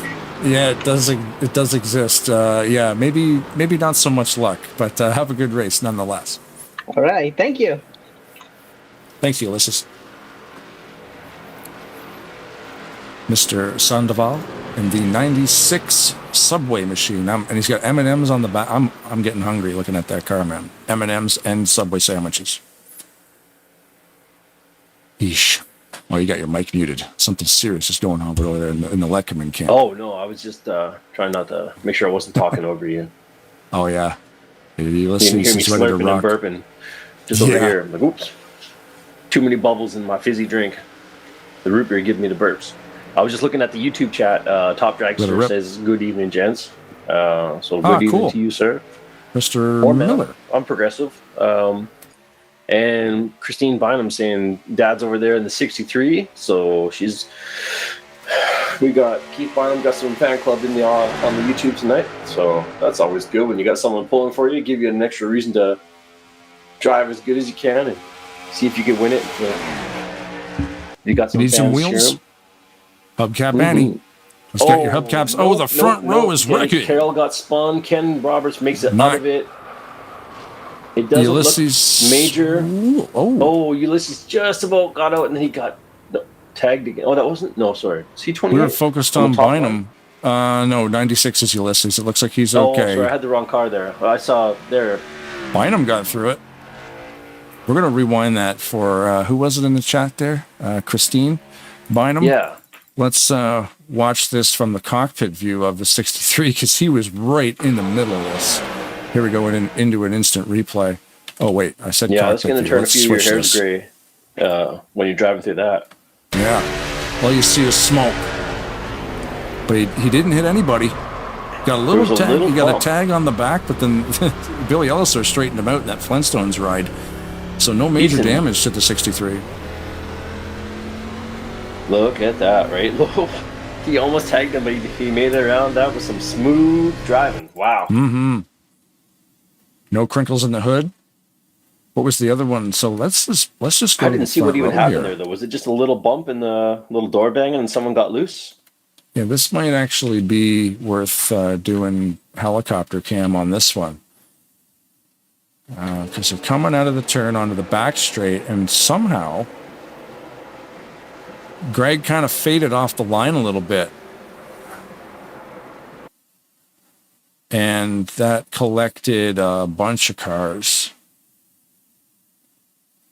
Yeah, it looks like the push from Wesley, maybe. Because it looked like the bottom It wasn't. line, the It bottom car wasn't came a square. It almost looked Yeah. like the bottom line came up a bit as he came down. Like it was kind of a mix of both. No, maybe not. No, he did just go. Shoot. Okay, I misspoke. If anything is good, it didn't look like a monstrous crash though. Lots of smoke, everybody on the brakes, but spinning out. But it didn't appear. Lots of good I didn't moves see there. any of the chaotic damage. Did you? No, it doesn't really look like there was any major, like there was no cars in the air. Nobody's flipping around. Everybody's actually got her slowed down here to like 50 mile an hour. There's Elliot Ulysses. Elliot to the tower. Mr. Elliott and Mr. Mangialardi in the booth this evening. Good evening, We Mike. have not talked to Mikey in a long time. I figure I'd squeeze him in here real quick. How are the booth buddies tonight? Oh, not too bad, man. We're just looking at this wreck here. And it looks like you skated through that thing with no scratches. Yeah, I think I scraped a bumper. Oh, a little bit. You got to hold an 8 there a little bit. Yeah, we're just watching a replay here now. But all in all, a pretty good way to come out of that wreck, though. I mean, if that's all it was, I thought it was going to be a lot worse. But then, lots of spinning, but no major wrinkles. So, well, if a wreck is going to happen, when it happens on the back straightaway, there's lots of asphalt to drive on, so that's always a bonus. I just close your eyes and pray. Right? Yeah. Put your head between your knees and kiss your butt goodbye. So currently a lap led for you, so that's a bonus. You're still going to have to hit the pits, though, eh? Oh, yeah, I figured I'd score a lap. Yeah, that's what I do, too. Try to just stay out and get that extra bonus points. Even though the championship is locked in, they do still kind of like a track the point. Or Jeffrey, you're in here. You guys still do that? You still track the points of the drivers that didn't make the chase? Yep, F4. Everything from, actually, everybody's being tracked. Even the leaders that are out, they might, in red. So I'm still tracking everybody's points. Rock and roll. Yeah, that's the way to do it. So are you able to make it here next week, Mike, for the championship final? Oh, yeah. I'll be here. Sorry, I was just taking a sip of water. All these, we're looking at all these cars out here, and they've all got food sponsors on them. I'm getting hungry, and all I've got is a bottle of water. Trying to quench my thirst. That's all right. I text Mike Mangialardi. We're on our way to Winn-Dixie to buy some special muffins just for you, Wayne. Just for you, buddy. That's awesome. They'll be stale by the time they get here. Well, you're from Canada. You'll be all right. You can do it. You just microwave them, put a little butter on it, you'll be good as new. Yeah, you'll be all right. So I'm curious, Mike, you didn't pit, and we're on lap 46. You're not going to be able to make it on gas. Are you going to go in next time around, or are we taking a gamble here? Come on, Mike. Thought about flipping a coin and pulling a Jeffrey, but I am right behind you, man. Let's just go for it. It's going to go yellow. We can make it, man. Let's do it. You'll have to push me though. We'll push each other to the finish. That's how we're going to roll. I'm showing 3 laps short right now. 10-4, me too. As plain. That's how I roll. Oh man! With the finger crossed for the yellow. Yeah, I don't know about them other cars. They might be running short also. Well, get down there below that yellow line. Save some fuel. Get the lowest part of that track possible. You'll save some gas. Oh, you're talking about taking the shortest way around, basically driving on the almost on the grass. Yeah, that's how you do it, Mike. Good job. Cut through the infield and grab yourself a smoky while you're there. The Rodney Sullins motorhome will take care of the smokies. They'll throw one at you from turn 2. Hey, I see a honey bucket over there. I'm going to pull over for a minute. Yeah, there you go. It's just a pit stop. That's a different kind of pit stop. Well, we're eagerly watching now to see if Mike is going to... You think we can bully him into staying out? Yeah, there was the episode of Seinfeld that time when Kramer and the car salesman were seeing how far they could get on the tank of gas before it's the needle's hitting the post. They're like, let's just keep going. They pass the exit and they just keep driving. That's what this reminds me of. We're going to see... this is what shows the what the men and the ladies are capable of. Staying out. Oh, commitment cone. That's my boy. Oh my goodness! You crazy peer pressure. Okay. Get below that line. We're taking notes. So the 56 and the 029. I'm going to write this down. Are the ones to watch now because you crazy guys. You think you can clutch yourself all the way to the end? You think you can really pull 25 laps out of these things? I mean, we've seen people do it, so it's not impossible. Of course we can. I'm only 3 back. We're good. I doubt it, but pulling a gamble here. All right, man. Well, we'll be watching. You got any shoutouts you want to toss down? We'll let you get back on the track there. The lights are out. Let my buddies know at the Rainier room that are watching that I wasn't first. Yeah, right? Nice. Currently 3 laps led. And Jeffrey has 3 laps led as well. That's right. I'm right here with you, Mike. So we go down together. Hey, Mike, thanks a lot for this awesome season, man. Thanks for coming out every week. and good luck the rest of the way. Yeah, it's fun. And shout out also to you broadcasters and Jeffrey and the admins. Do a great job.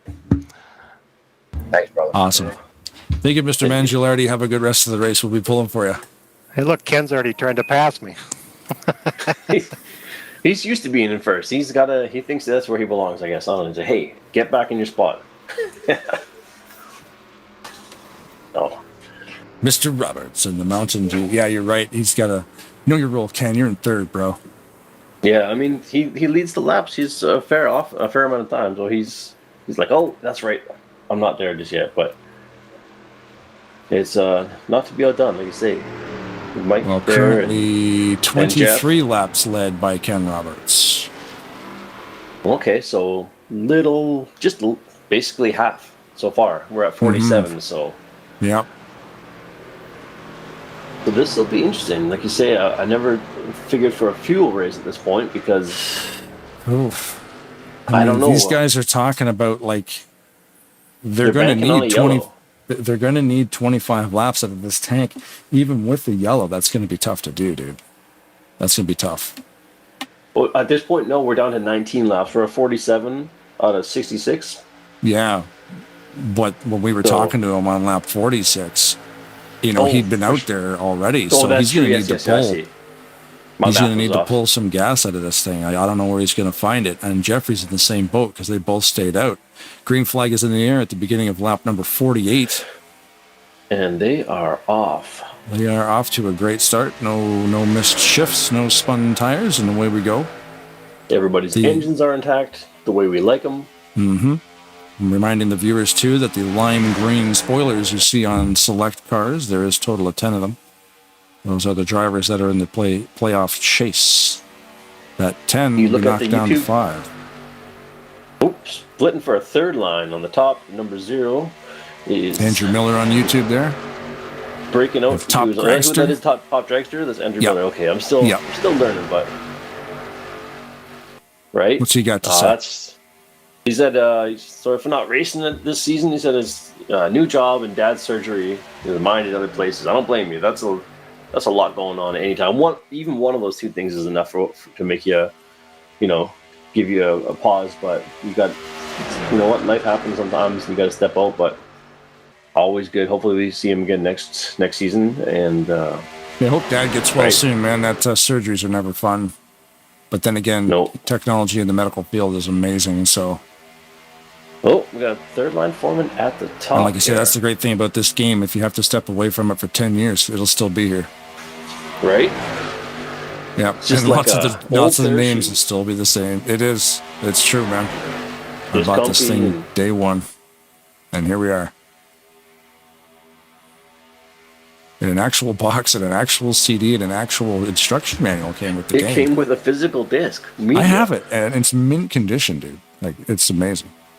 Somebody will probably give me mint condition. Yeah, it looks like you kept it in like a hermetically sealed chamber, and only looked at it on during the evening when there was no UV lights whatsoever. Yes, exactly. No UV damage to the box. Oh, little door. You saw what I saw. A little door banging. Look at this, though. This third line on the top is making a push, but the middle line, they've got about 15, 20 deep.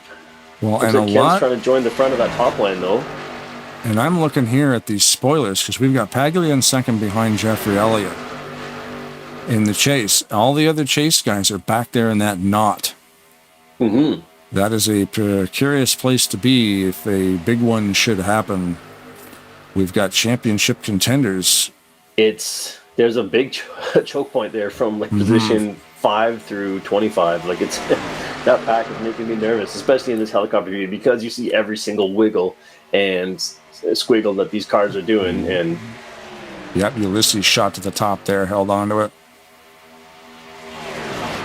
I need a few more on the top line to make a proper push. The bottom line looks like it might be getting left. Number 4 is kind of left to himself there on the bottom. Oh no, I mean he's not far out, but we're going helicopter cam as well here. Javier Negron on the bottom line there with Mike Mangialardi. I'm really wonder if Mike Mangialardi in that 029, if he can actually get that thing past lap number 60. Right. Here's hoping. I mean, before we were talking to him at lap 46, when was his last pit stop? Like, there's no way he can make it I without having honestly to don't pit for know. fuel. You know what?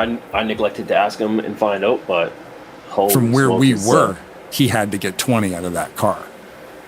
And he wasn't in the pits before that accident, so I don't know. He's going to need to pit, I think. He says he was showing 3 short. Oh, okay. So he's going to need another yellow to come up. Highline is trying to push to the front there to get Jeffrey Elliott, who has currently led 8 laps in this race. Looks like he may lead 9. But we're not there through the tri-oval yet. Ken Roberts being pushed by Craig Hagley in the 82 car on that high line. Jeffrey will I swear, lead I that looked away lap. for a minute. He got back to the front. I don't know what happened there. I know, isn't it crazy? I blinked, and then he warped up there. I know. Yeah, I don't want to take away from the credit from his driving abilities, but I'm pretty sure he did actually warp. He's like, I'm just going to take this spot. You guys He don't might want have had one of those heat-seeking red shells.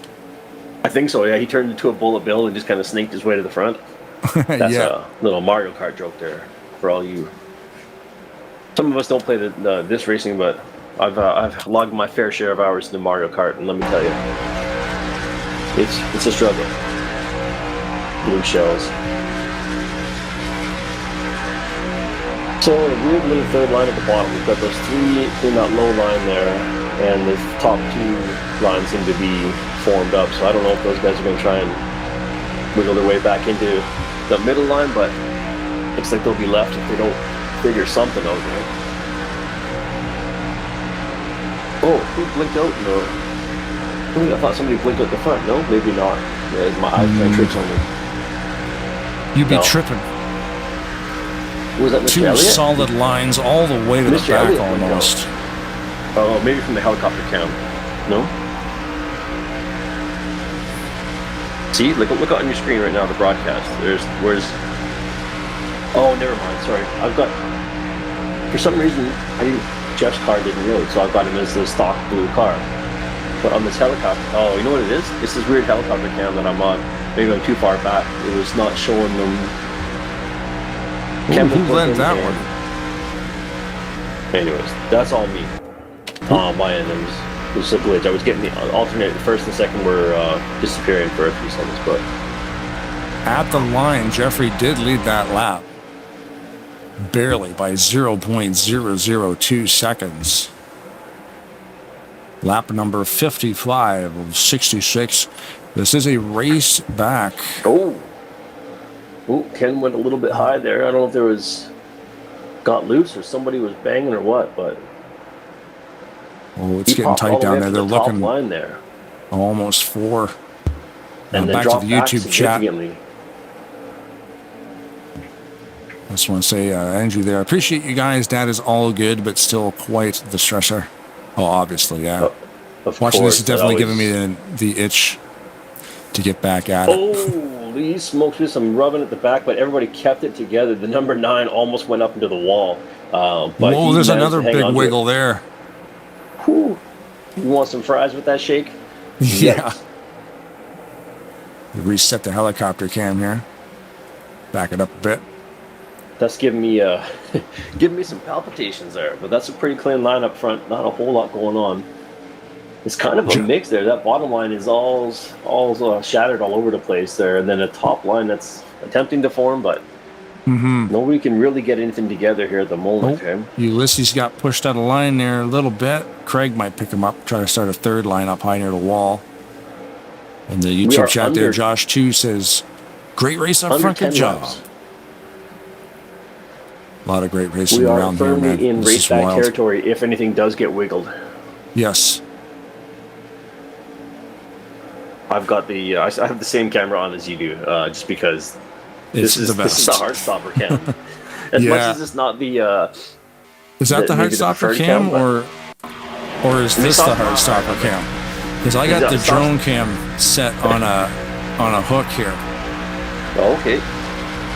That's Oh, a that pretty one good too, camera. Look at that.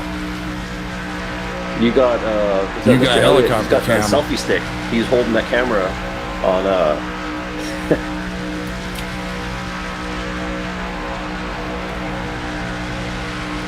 Okay, we're going for 3 wide. They're making a push on that bottom line. That 3 wide back there is crazy, man. Stephen Grant said a little bit out of line, but got back into that middle groove, pushed by Bobby Farrell in the 7. We've got some, look at that high line moving, dude. I'm looking at that. They're closing the gap between Ken Roberts and the 67 car, and I apologize, I don't know who the 67 is, but they closed the that 67 gap. Garland Oaks. Garland Oaks, right on. He closed that little bit of a gap between him and Roberts, and that top line is closing in. They've got about 7 deep now. They have a chance of making a run on that line, but Robert Breedlove down to the bottom line now. He went from the top line to the middle. Denny just took his spot, moved into the middle line there. Oh, yeah, he is. These guys are coming down to 6 laps to go. And we're Jeff looking Elliott at those. no quarter. Yeah, we are looking at those bright green spoilers of those chase drivers. Only the 5 that finish the closest to the front can pass on to next week's knockout round for the championship. They just got by Jeff, who was at Paglia, got by Jeff on that bottom line. And everybody kind of left as soon as they saw that line moving, so it looks like the middle line significantly shrunk down to 4 now, and it's the top and bottom that's making the push. Holy smokes.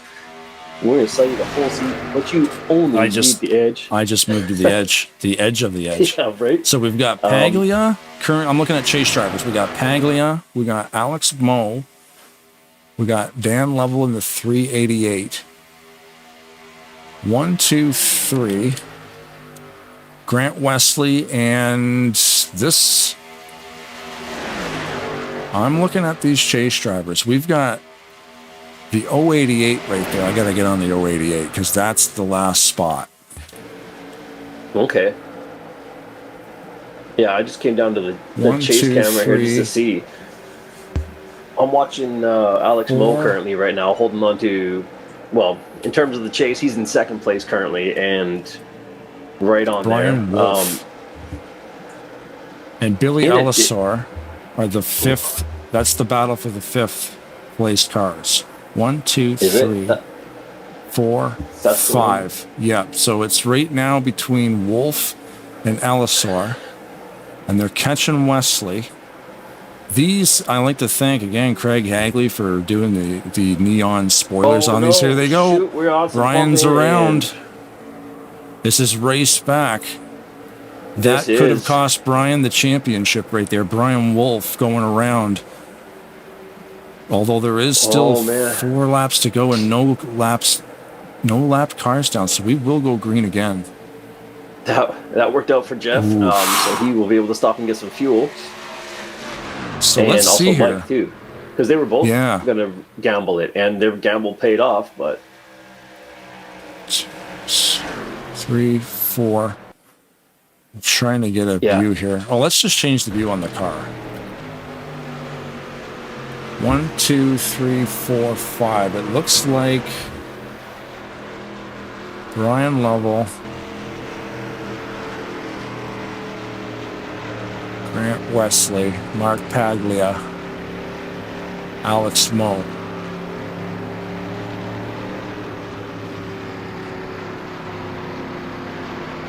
Yeah, because we want to know. Let's load this up here and rewind and see what happens. Who we should be cheering for? Not who we should be cheering for, but who's going to be the nail biter of this one? Who's going for that 5th place? It really helps us hone in on who's. I'm looking at the moment for the moment of caution here. Okay, there it is there. So we've got Larry Windham, another chase driver, involved in a spin there with. Well, there's 3 chase drivers right there. Brian Wolf, Greg Lovell, and Larry Windham all going around in a circle there. There's 3 green spoilers going the wrong way. Yeah. Shoot. So something happens down the bottom line. Brian obviously can't hold on to that. Okay, right there. The number 7 is where it started with the door bang, and then everything got loose from there. I think the chase just came to an end for those guys. You think so? Unfortunately, yeah. I mean, we will go green again, but they're not going to be in a position they might not be in a position. Yeah. To. I wasn't thinking position wise. I was looking for damage, but yeah, no. At that point, stranger things have happened, but I don't know if there's going to be to be able to recover position wise from that. Yeah. Let's see here. But let's take a look See and this see piece right of now. paper? So, yeah, You see that? Yeah, my eyes aren't so good, but maybe you want to tell me what's on it. So we got Mark. I'm just going to do a quick one here and see if I can see, because I got my list up top. Right. So Mark, Alex Moe. We got Alex up front there, yeah. Down level. Lavelle. Dan in 388, yeah. Grant Wesley in the 88. Yeah. And then And we Brian. have Brian level in the 043. 1, 2, 3, 4, 5. Now, those are the cars with the neon spoilers. That are the 5 cars that could advance. In the YouTube chat there, reading with Andrew there, fuel still not fully certain for everyone. That is correct. I mean, guys like Mangialardi are going to have to go to the pits.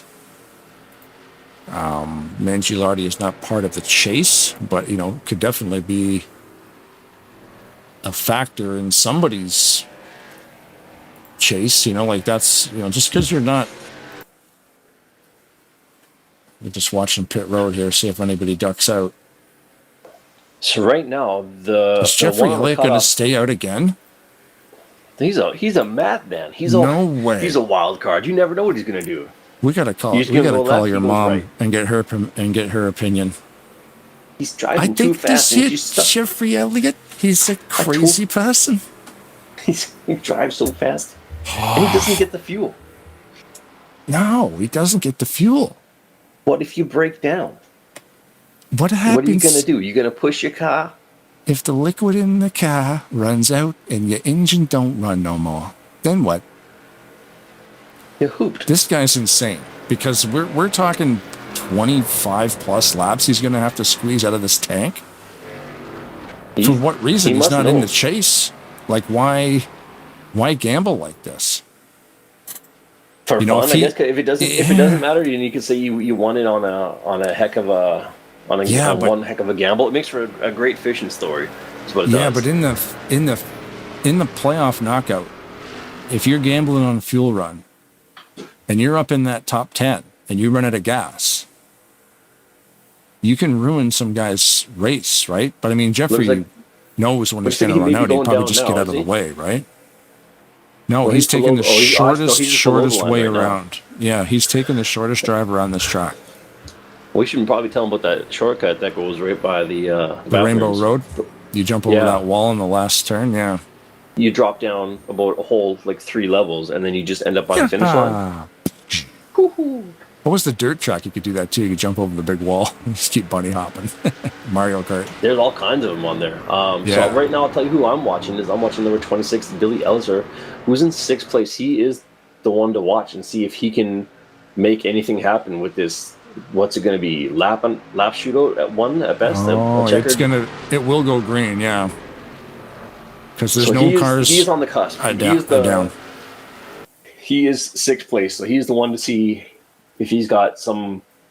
He's the 6th place chase car. He's the underdog, if you will. Yeah. Oh, I see what you mean. Right. He's on the cusp of not making the cutoff there. So it currently isn't, but 3. Yeah, he's 4. 6 of the chase. 5. Yeah. And he's in 16th. Kind of mid-pack at this point. You know what? Good call. Billy Elliser will be the one to watch, and Greg Lovell behind him in the same line, separated. Is that Chris in the number 9? Yeah, Chris in the 9 Doritos. That red car separates those 2 chase positions, and really Bob Dixon, Larry Windham back there too. But yeah, you know what? We might maybe 2, a bit 3, of action. 4, 5. I think you're right, buddy. I think we're gonna watch Billy, because him being 6th place currently in the knockout round, We're going to do things a little different here on Tarnation TV. We're going to try to see the race winner. You know what? You stay locked on Billy.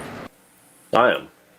I will stay locked on Mark, because Mark is currently leading the race, and he's also a championship contender. So for the broadcast, we'll focus on the front rows, and you keep me posted on Billy back there.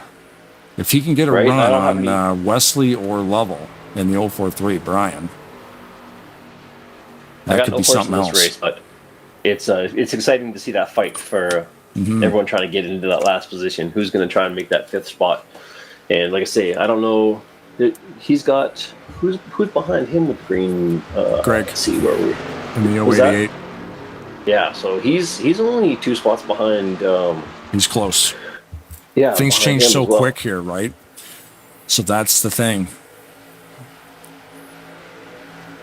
I mean, even Mark being in first, that's a great spot to be. Pack out there on the outside line in 4th. They're in good spot. All the other guys, man, I mean, sheesh. Lap 65 here. Well, this is the race to the checkered flag. This is going to be green and white flag at the same time. I'm predicting chaos. Yeah, man, this is going to be a gnarly finish. So, Mark Paglia, a contender for the championship. On the outside line behind Palmer, you've got Alex Moe. I drop back actually one more car back to Greg Lovell to see, because he's so close to Billy Elliser. I can see them both here, and so I'm just curious to see if they're going to pull anything off now that we're kicking her off in this last lap. And white flag are in the air at the same time. So this is the last lap. Looks like we're already going 4 wide back there almost. Right. Great start by Paglia, but that almost would be too great. If you get that far out in front, sometimes it's easier to get railroaded. These guys are jockeying for position. They are. They don't need to race too hard. On the bottom line, he just got past. Pardon me, Billy Elliser. They're neck and neck here. At this point, they're not really in the contending, but it's a race amongst those two just to get into 5th. Like 6th and 7th place are just going. And big then wreck back there. Elliser, he found the extra gear and he's just giving her. And Mark will win the race.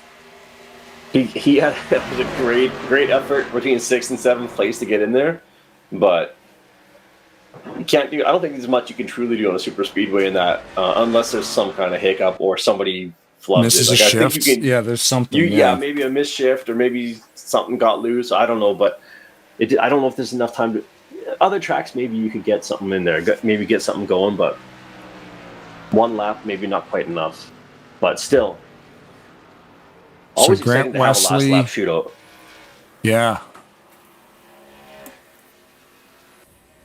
So sorry, what was the chase podium there you had?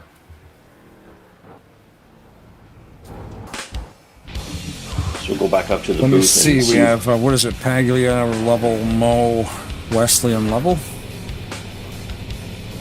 Paglia, Moe, Wesley,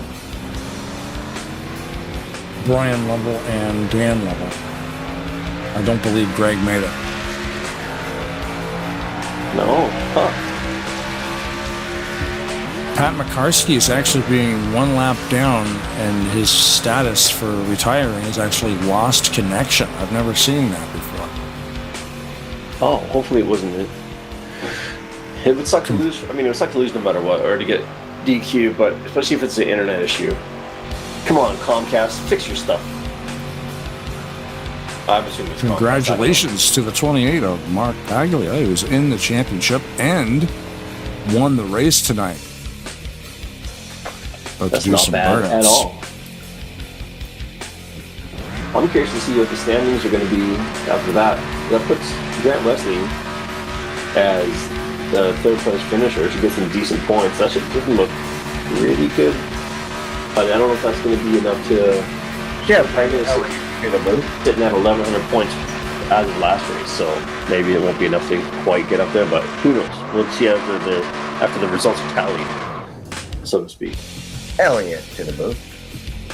Good evening, Yes, sir. Elliot. What's happening? Hey, White, Bob's going to do the guys first with the factoids. I like to bring the runner up just for a quick one down here, Alex Moe, for a great run. Sure.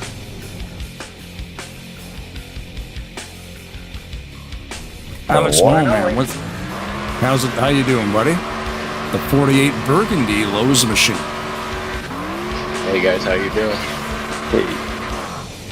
Oh, what a wild race, man! You guys put on another fantastic show, of course, as always. A treat to watch. But what did it look like out there with that white and green coming out at the same time? Oh, it was wild.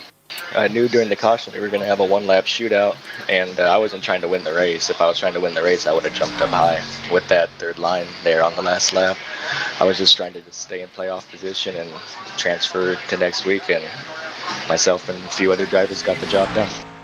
Yeah, we were watching. We were trying to keep an eye on those green spoilers, and it helped a lot because Brad was able to keep an eye on you guys, and always cool to see kind of that race within the race. So yeah, man, congratulations. Yeah, thanks. I appreciate that. Definitely two separate races going on between the 10 chase drivers and the rest of the field. I did notice that some of the other guys were tiptoeing around the chase drivers, so I appreciate that, keeping us safe, giving us all a shot at the end.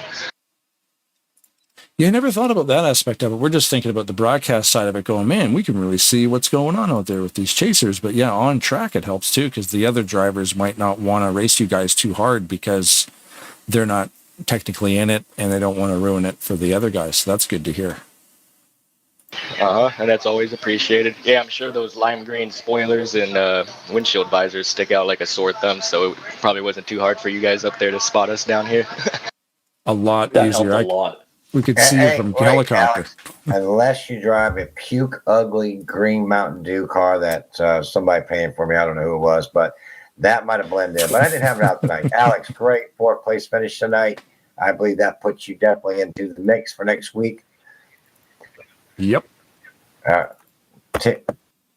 I just want to say I got to get Bobby down here, but finish up real quick playing with the one and only Mr. Alex Moe from Southern California. Yeah, man. Appreciate it, guys. Yep. Thanks for your time. Any shout outs you want to go? Let her rip.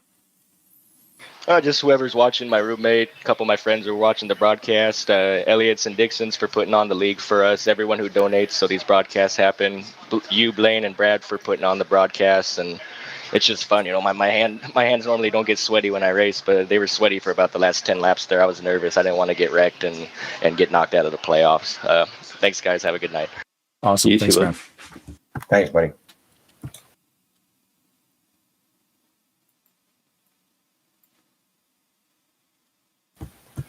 Your favorite, Mr. Blaine Darwin, Bob Dixon. Bob, factoids. Dixon, the floor is yours, sir. Okay, Blaine, thank you so much. Factoids of the night. The top 5 fastest laps are: an honorable mention was Alex Moe, or Pack. In 5th place was Jeffrey Elliott.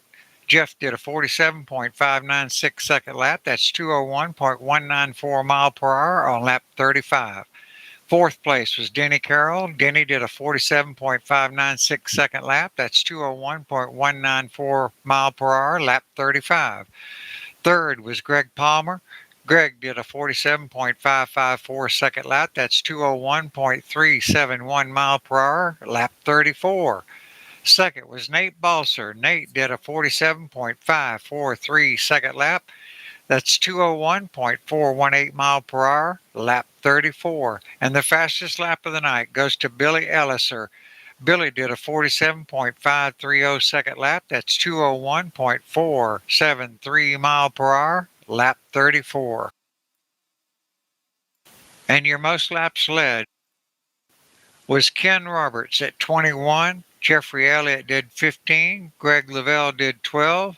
Mark Paglia, congrats on your win, did 8. Denny Carroll did 6. Mike Mangliardi did 3. And Greg Hagley did 1. And that's your factoids of the night.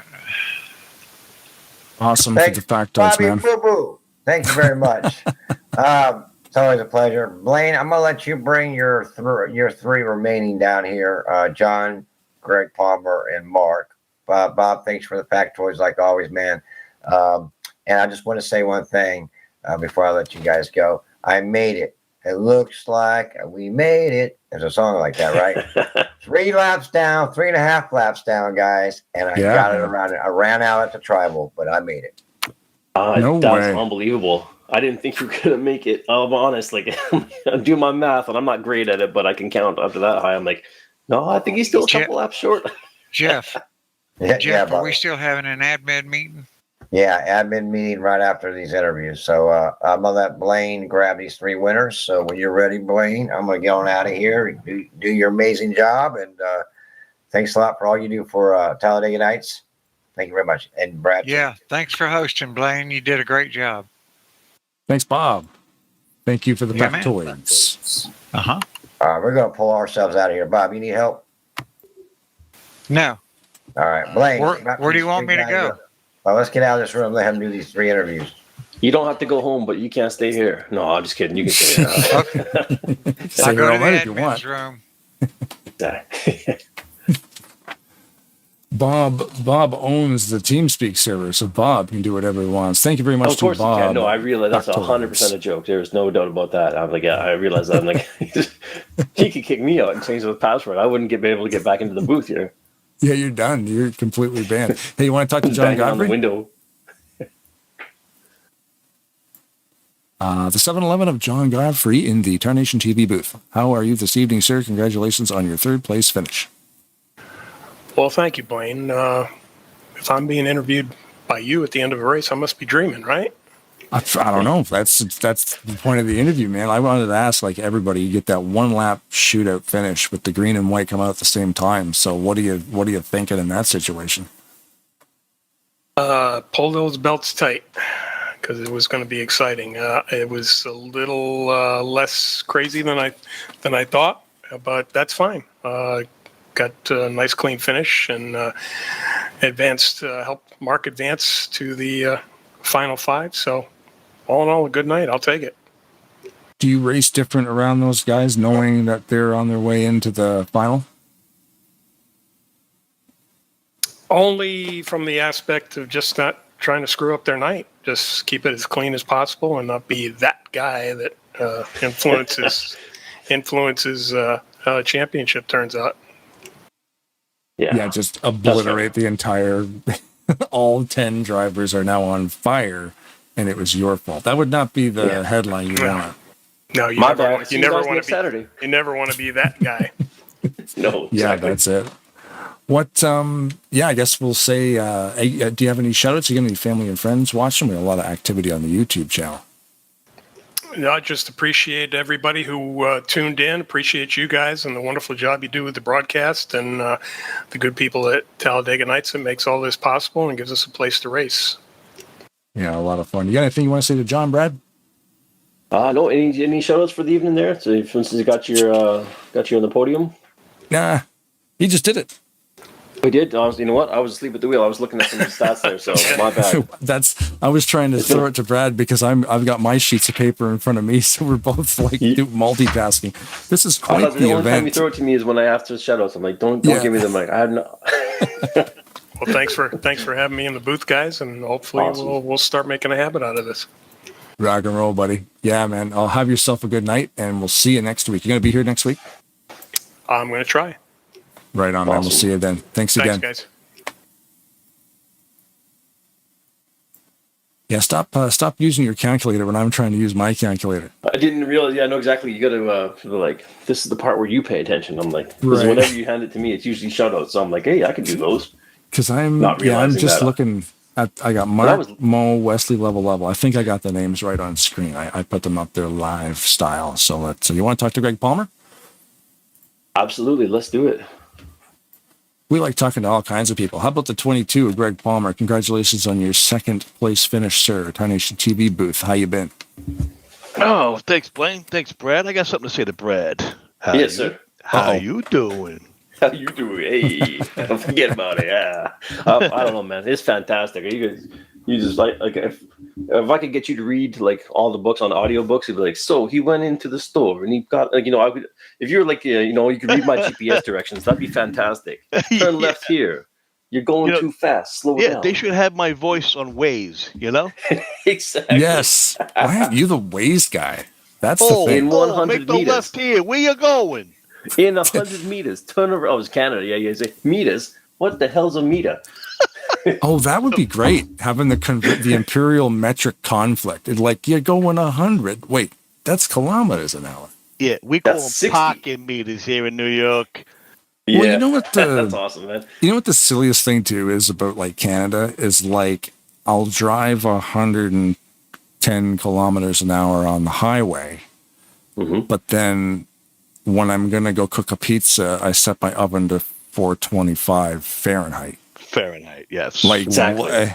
and I weigh 210 pounds. 6 foot, 3 inches. But it's How many- 21 how many- degrees Celsius. How many outside. centimeters are you? That's kind of personal, isn't it? Listen. Yes.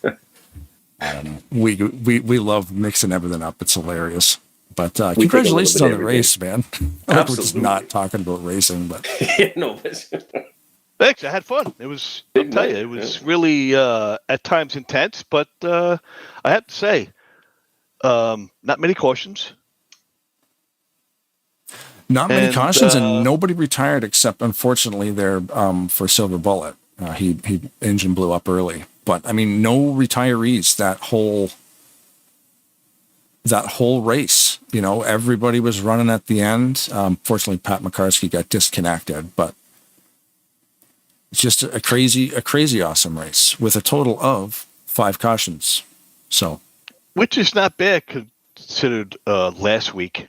We had considerable amount, and I think the guys are just more cautious this week, including myself. And but it got a little radical towards the end there, so I'm glad I survived. I got somebody got into me with like, I don't know, what was it, 20 left? I don't even remember.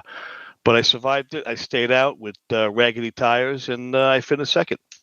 nice. Yeah, with the green and white coming out to end that race too, that's always awesome for the broadcast to watch that 1-lap shootout. That was fun. Even saving fuel too, because we were like 2 laps, and then that last yellow came out with 5 to go. You know, we stayed out, clutched it. We were fine. Made it. I love that math, man. That's crazy. Like Jeffrey telling us, like he ran out of gas again just before the line. He's done that the last 3 weeks in a row in a He truck, has, in a car, yes. in a car. It's crazy. Like right down to the last few hundred yards. And that's what makes this great game awesome. Let's see if Brad's paying attention. Hey, you got anything you want to ask Greg? yeah. You need shout outs? There it is. That's my cue. That's Just it. shut up and say the line, Brad. That's me needing to write some stuff down. It was not my goal from the beginning of the race, but towards middle to help out Pags. I know he was in the chase. Myself, Godfrey, we were going to stick with him through thick and thin. So I'm glad it worked out for him.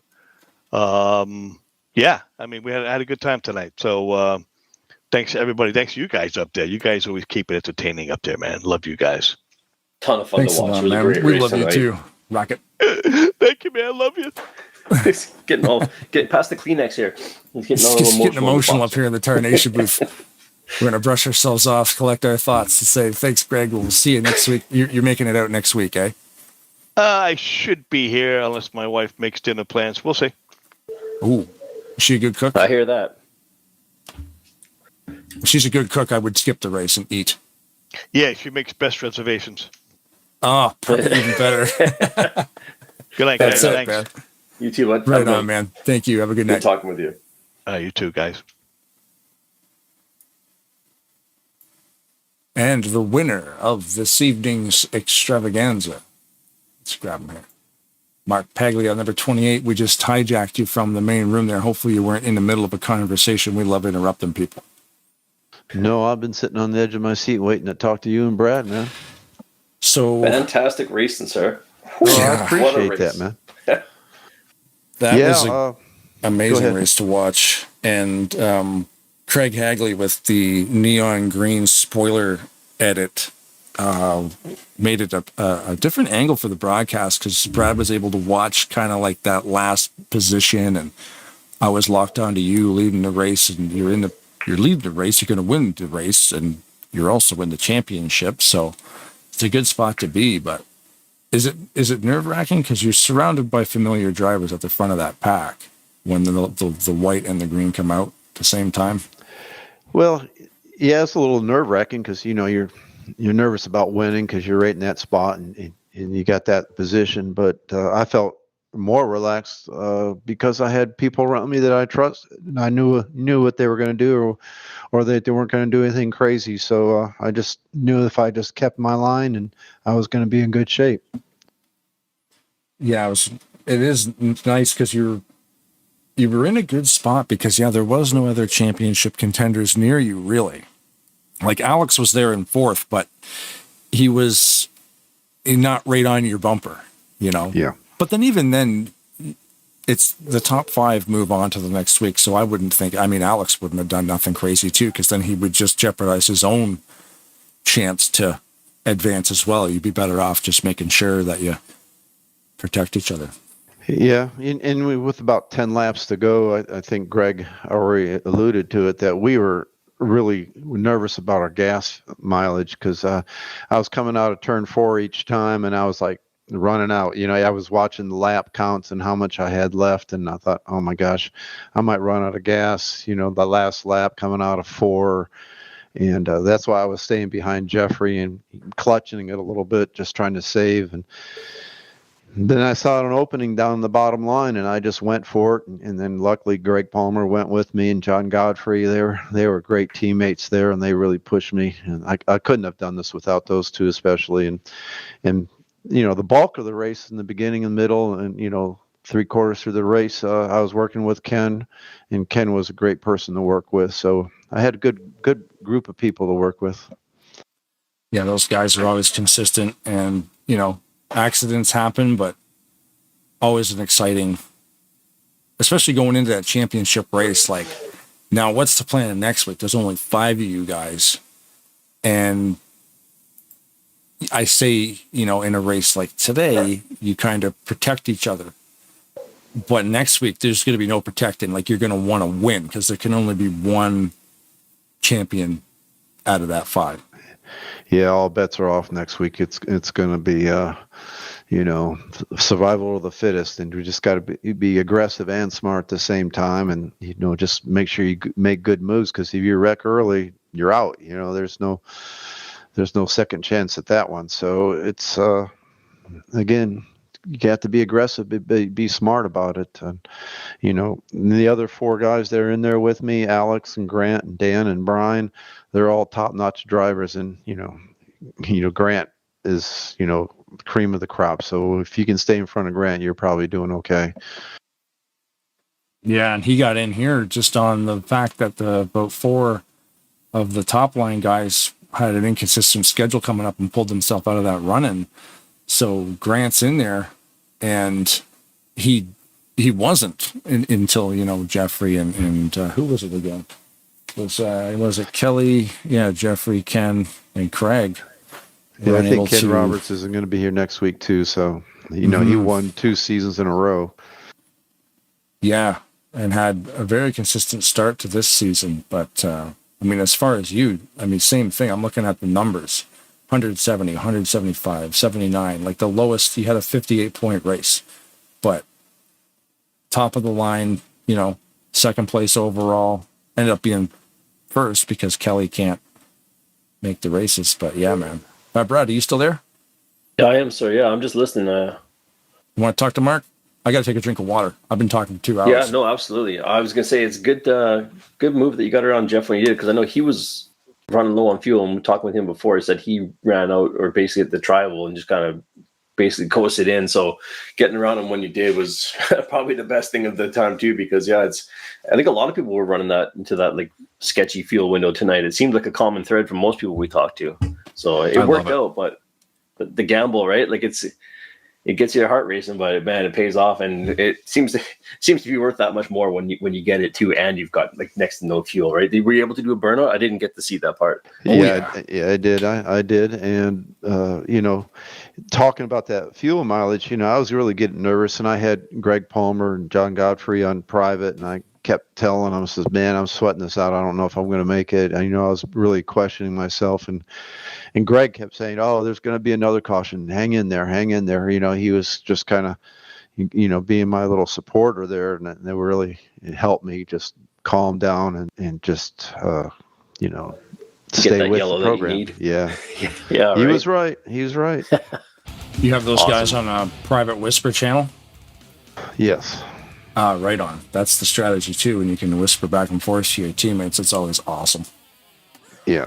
And that's when, when I passed Jeffrey, Greg was behind me, Greg Palmer, and he said, go low. And then we, he went and I went, and so did John Godfrey. And I knew if I had those two behind me, I was going to be in good shape. Well, it worked out, and that's what matters, I guess, at the end of it. Well, the end of it, yeah. Next week, I think, and I'm really looking forward to it, man. So, like, you guys will fill this server like you always do, and it's going to be a fantastic show. So, really looking forward to it. Yeah, and then, these other 4 guys, they always qualify. Well, I'm not the best qualifier. I qualified 5th tonight, but I'm going to have to step up my game and qualify and make sure I'm towards the front.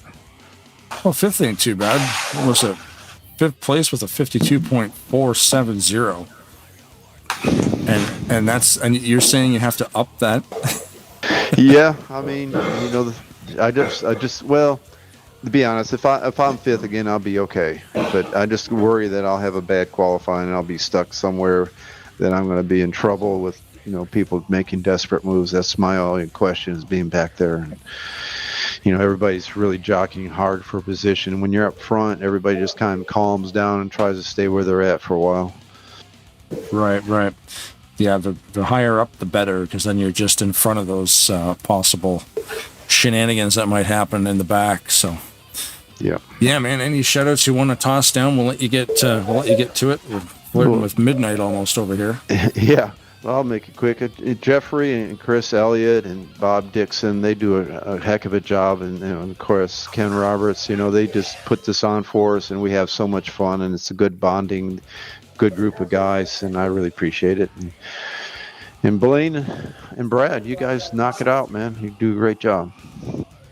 Thank you very much, man. It's great racing to call. I said, especially the first 20-something laps. I mean, beyond that first yellow, there was 3 wide, and it looked like a matchbox car race out there. Everybody was just perfectly positioned, and nobody was, up until that first green flag pit too. It was a heck of a race for the first start of the championship. So.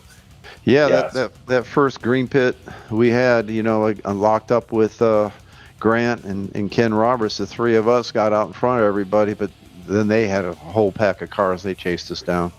Yeah, we were watching that. Awesome. We watched that pack come together because we knew they were going to catch you guys pretty quick. And once they gathered up about 9 guys, they caught you pretty fast. Pretty exciting race there.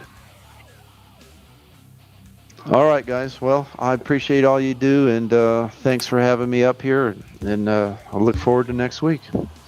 Awesome, man. Good chatting with you. All right. Thank you, guys. Good night. Yeah, man. Have a good night. We'll see you next week. All right. Yeah. There it is. Mark. That's another race. Man, every week, we call these races, and it's Talladega, and you know what? It's like, oh, we get to call another Talladega race. And I'm like, yeah, they're pretty fun because they're never the same thing twice. Nope. Some that are all green, or like last night, they're yellow for more often than not. And again, it changes the racing style so much. This was actually a pretty well, I like having that. No major, but it's beyond the engine blow. Yeah, other than the engine failure, everybody was on the lead lap. That's awesome. Yeah, Pat McCarthy got disconnected at the last second, but I think too. So like next Saturday is the big one. It's the championship race. The 5 drivers you see on your screen are Mark Paglia, Alex Moe, Grant Wesley, Dan Level, and Brian Level. Those 5 drivers will be going. Well, it'll turn into 1. Out of those 5, only 1 can win the championship. So I don't think you're going to see too much. Hey man, I'll push you to the front type of stuff. Like you're going to want to be in front, and you're going to want to be, especially in the last 5 laps, you're going to want to be driving out a mirror blocking. there's no favors being done next week. So yeah, we highly suggest you tune in because it's going to be a pile of fun.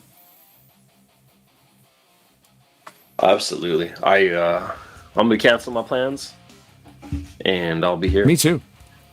I will as well. I guess. Yeah, man. Thanks for joining me on this. It's a lot of fun calling these races with you, buddy. Dude, it's always good to be here. Thanks for having me, and thanks for being patient as I learn about this stuff as I go along. I've come a long way in 2 seasons. Yeah, it's fun to have that kind of teeter-totter sort of thing because it's cool because then, there might be people watching with some questions too, and, we might end up answering them. So that's always fun. Exactly. We're learning along with Brad. It's like adult reading classes. You know what? There's no shame in it. Everybody's got to learn sooner or later, and I'll figure out racing by the time. Sooner or later, I'll get this done. Oh, it's all good. But yeah, thank you for having me, dude. This is awesome. You put on a hell of a show, and the graphics, and the drone cam, and the witty banter. This is stuff that you're not going to find elsewhere. You will find professional driving, you'll find professional stat calling, and all sorts of other things. But what you won't find is the heart and the genuine, unbridled enthusiasm when somebody wrecks. Because man, as much as it sucks, I love to see it, and I love to see the who was in the 63 tonight. He was threading the needle as well too. He had Bynum, and yeah, I was gonna say he had the fan club on YouTube, shooting the breeze and getting lots of commentary from his daughter. It was that makes it a lot of fun too when you get the crowd interaction and everybody's chatting and putting their 2 bits in. And by the end of it, there was quite a few people in there, whether they were out of the race or whatever, but watching. And that's one of my favorite parts too, interacting with the people and either them correcting us or telling us stuff that we didn't know, more specifically stuff I didn't know. But yeah. Yeah, a lot of interaction today. We had about 90 hits on it again. So it's thank you everybody for watching. That's for sure. If you want to tune in next week, same time, 9 p.m. Eastern, Saturday night, it's going to be a festival. It's going to be a lot of fun. And yeah, definitely subscribe to the channel. Yep. Yeah, absolutely. Race to end 117. That's nothing to sneeze at. For a couple of basement dwellers, we're doing all right. Not too bad. Not too bad. And there's a notification bell. You can click that too, because then you can get a text message when it does go live, just in case you forget to follow the feed. The feed will be out in the next couple of days. You can find that. I'll post it on the Facebook page. The Tarnation TV Facebook page is obviously in the description below. If you follow the Facebook page, you'll see all the stuff that we're planning. So yeah, I guess if the women don't find you handsome, they should at least find you handy. Keep your shtick on the ice. Oh man.